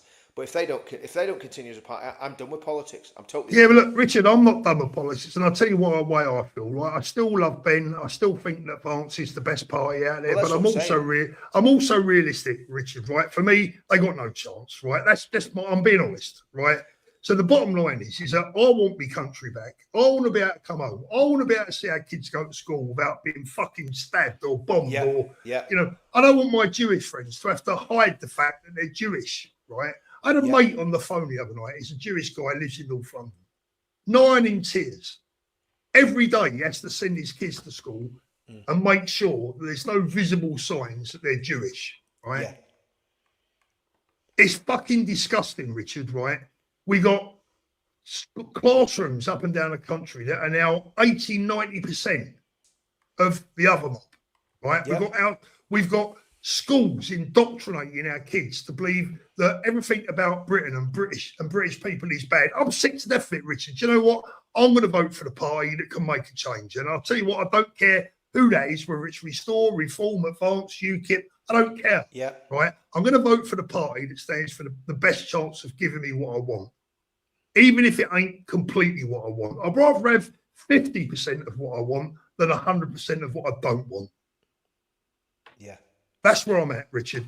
Nick Core, thank you very much, Nick. Don't either of you ever apologise for speaking facts. Listening to you both gives me hope that there's still some sanity and honesty out there. Thank you, Nick. I can tell you now the thing is, Paul, I don't care. The thing is,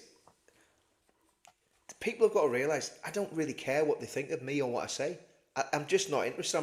I don't want to be a leader. I don't want to lead this movement. I don't want to have anything, I'm not interested. I'm just coming on here and giving my opinion. And if people don't like it, that's fine. That's fine. That's okay. But, it's just the actual, people in the comments saying, Richard, you're arrogant. It's a very arrogant thing to say that I'm arrogant because you don't know anything. I'm not having that. Listen, let me tell you this, right? Of all the people I've met in this movement, nobody is more dedicated to this than Richard, right? And what I will say is that, and this is in the defence of me and you, Richard, right, is that we know a lot more than we can actually say. Oh, I think that's fair to say, right? Am I exaggerating when I say that? Paul, I'm going to say something. I've got a contact at the very top of Restore. Okay, I'm not going to say any more on that, but in a very, very prominent position, right? Very close to the leadership of Restore, right? And they told me, right, that Rupert didn't go to Tommy's event because it was too risky. Now, whether they're trolling me or not, who knows? Right? In what way? Too risky? What do you mean? It was too much of what was said was it was too much of a risk, right?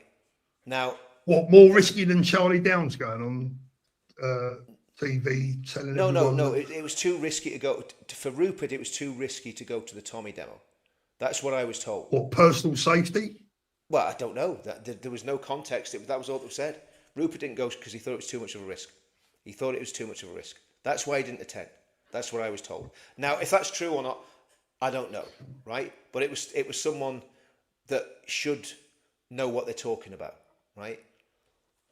So, again, and all I'm doing is just saying that's just the way it is. So, because people are saying in the comments about Ben, and that's a very good point. Ben did go to UTK and speak at UTK, which was the right thing to do for Ben, Charlie, big love to you too. Grown Up Politics Reform for Makerfield. Thank you, mate.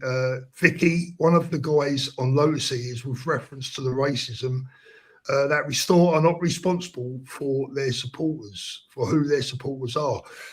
I mean, the thing is, right, this is a touchy one because, look, Ian Huntley was a Man United supporter. It's not Man United's fault that Ian Huntley was a Man United supporter. But I tell you what, if he showed up at one of the supporters club's meetings, I'm sure they would have kicked him out, right? And that's the bottom line. If you've got people that support you or your party and they're not of good character and they're not going to advance your political ambitions, then you remove them, I would have thought, wouldn't you, Richard? I would have thought so. Yeah, I would have thought so. Charlie, in my opinion, there has to be more policies than just migration. Richard is right. You can't run a government based on just immigration. The country is broken. The wonderful Claire Bear for the women in the chat calling for Paul to get naked, joking, just trying to cheer everyone up. No. You really don't. You really don't want to see that. You really don't. Well, not you, Richard, anyway. Jane, love you too. What are your thoughts about the rumour of Rupert's son wedding a Muslim related to Lady N Halal with all this going on with Restore? I mean, Jane, I'll be honest with you, right? I don't really care. I don't really give a shit who Rupert's son married. I don't care what religion they are. Don't mean anything to me. It won't affect my life. I'm interested in saving the country. That's where I'm at with it. Yeah. And nobody's, would there be a bit of hypocrisy there? Possibly, but who cares? Like, if your son decides, if your son decides to marry a goat, there's nothing that you can do about it, is there? Jimmy Jackson, I live in Makerfield. It's all reform, have faith. Now that'd be great if reform, as much as I hate to say this, because I don't like reform. I mean, this is the thing. Yeah, me too. That's the trouble. Yeah. But as much as I hate to say it, I actually want reform to win this election. I want reform to win because I think it's either reform or burn them. That's the bottom line. That's what the polling says. That's what the polling and that's what the bookies say. Yeah, and the bookies, Right. the bookies don't go. I mean, the thing is, Paul, I had this in my own constituency, right? My local MP is a personal friend of mine, Tim Collins, who was an SAS war hero, absolute legend. I knew him from back in the day in Northern Ireland, right? And I went to Tim Collins and I said to Tim, I says, you can't win this election. I sent him the spreadsheets with all the stats, and he just fobbed it off, you know. He said, oh, don't worry about it, Richard. You just get behind me. I'm going to win anyway. I says, look, Tim, you're not going to win. I says, Alex is very popular in the constituency. He's the unity candidate. You come in from outside. You've got absolutely no chance of winning, right? And I think he got 6,000 or 7,000 votes. But what he could have done, and it very nearly happened, he could have actually put a progressive lefty candidate in as our MP again, because that's what we had. We had a lefty candidate who'd been an MP for 5 years, who was dreadful, and we now have got a really good, you know, sensible unionist candidate in my constituency, because thankfully I did stuff like this, went on podcasts and said, guys, I'm not being funny, I like Tim, he's actually, you know, someone that I'm massive respect for as a military man because I served under him, but he ain't going to win. So like all these people that are kind of attacking us as if we don't know what we're talking about, we've been about a bit. You know what I mean, Paul? We're not naive little children.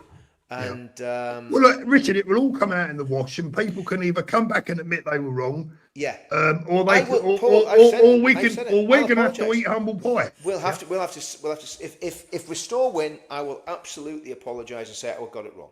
And I'll do the next show naked, and I'll buy a can of dog food and eat it as humble pie. Talking about dogs. Talking about dogs. Paul, about dogs. Oh, I've got something to tell you about the dogs in a minute. Don't let me go. Never mind the dog eating me Christmas dinner. This is even worse, right? I heard something going on with your dog tonight. There seemed to be a little bit of flipping. I'm not happy. Charlie, thank you. Paul and Richard, you guys are the definition of patriots. Big love, gentlemen. The people that are switched on know what to keep, to know what to do. Keep, burn them out. Thank you. And Fletcherism, last super of the night. Reform aren't perfect, but they are in the right direction. Thank you for all those supers tonight. Because I'll tell you what, Richard, I need them, and I'll tell you why. I'm going to tell you why. I've been looking at my shopping bills out here in Spain, right? And I'm like, so the wife went out shopping the other day, and she's carting bottles and bottles of this stuff back into the kitchen, right? And it's going in the fridge upstairs, it's in the fridge downstairs. I'm not a big water drinker. She drinks a bit, mostly wine. But I said to her, what's the deal with all the water? Like, what do we need, like 24 bottles of this Evian, right? Yeah. Which is about $1.50 a bottle, right? It's dear, isn't it? Yeah. She said, the dogs. I said, you what? She said, the dogs, they like a nice cold water. I said, well, that comes out the tap, right? He said, no, you can't drink the water out here. The dogs. She's been giving the dogs Evian. Right? I said, you can check that lark in, right? I said, it comes out of the tap. I said, how much have you been spending a week on this? She said, it's not too bad. She said, about 25, 30 euros or so. I said, you've got to be having a laugh. It's your missus, yeah? Like, they get fed back. I swear to God, they get looked after better than I do. Well, they got you Christmas dinner last year, didn't they? He had me Christmas dinner, the greedy git, right? And he's been drinking Evian, right? I think this is one of the most expensive bottled waters you can buy out of the supermarket as well, right? Yeah. And I said, no, seriously. I said, why are you not giving them tap water? He says, it's not nice. They don't like it. I said, well, of course they don't like it. If you're giving them freezing cold Evian out the fridge, yeah, and the other bottles got a, fairly warm tap water. Which one are they going to choose? I can't believe it. Can you?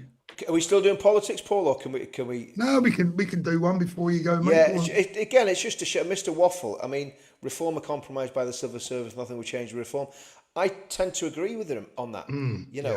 I think my Mr. Waffle. I think my issue is this, right? That basically, Mrs. Tears, My issue with I'll tell you what, if Restore win this by-election, she better prepare for something. I know. You'll be in for it, Paul. I'll just not go on the show for a few weeks. You know what I mean? But I think what he's saying here is absolutely right. Reform to me are compromise, and they still haven't got away from the that lot comment. So my point is this, guys, right? All of the parties need to sort their act out and get together and find a way of getting together. That's my point. I don't think there's one party is the solution to this, right? I think there needs to be some sort of coming together, because the way things are going, we're going to go into a general election split, and it's going to be a complete disaster for the right, okay? And that's it. Anyway, people are more interested in doggy wars. Well, I'll tell you what, mate. I can't believe it. She's getting more. She's getting a bit too much support for this. Gets from the news show full of.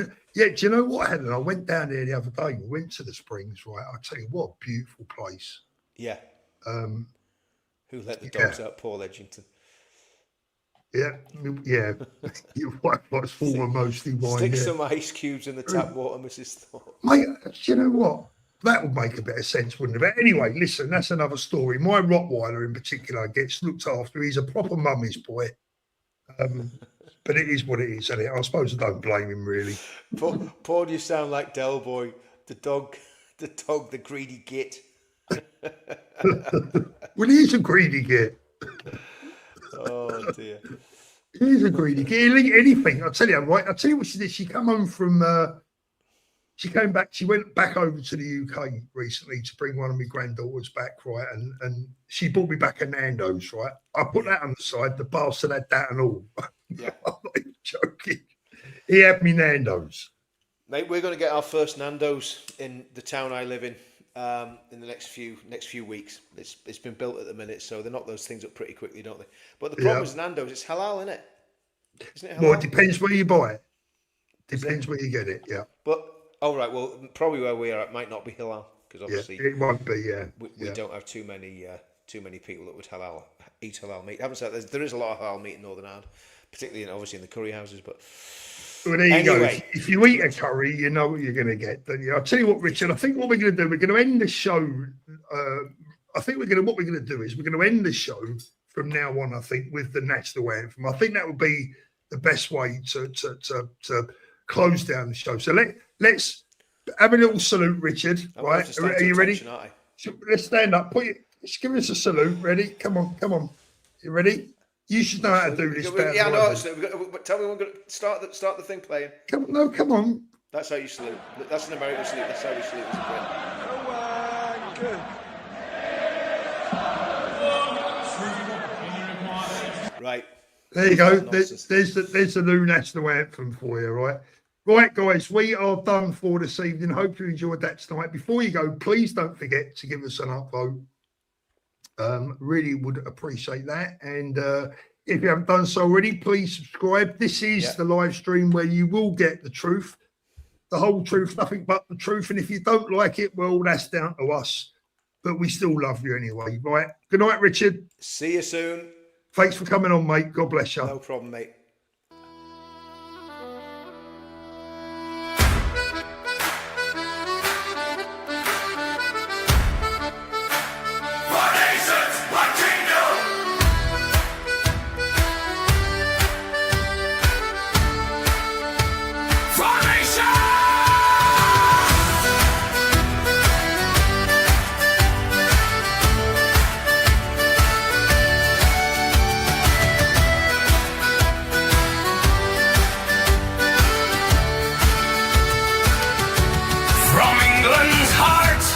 Scotland's hills, from valleys wide to Ulster's will, the drums are sounding, the call is near, for every patriot to gather here. Four nations, one kingdom, together we rise, beneath one flag under British skies. We will not bend or compromise. Four nations united before your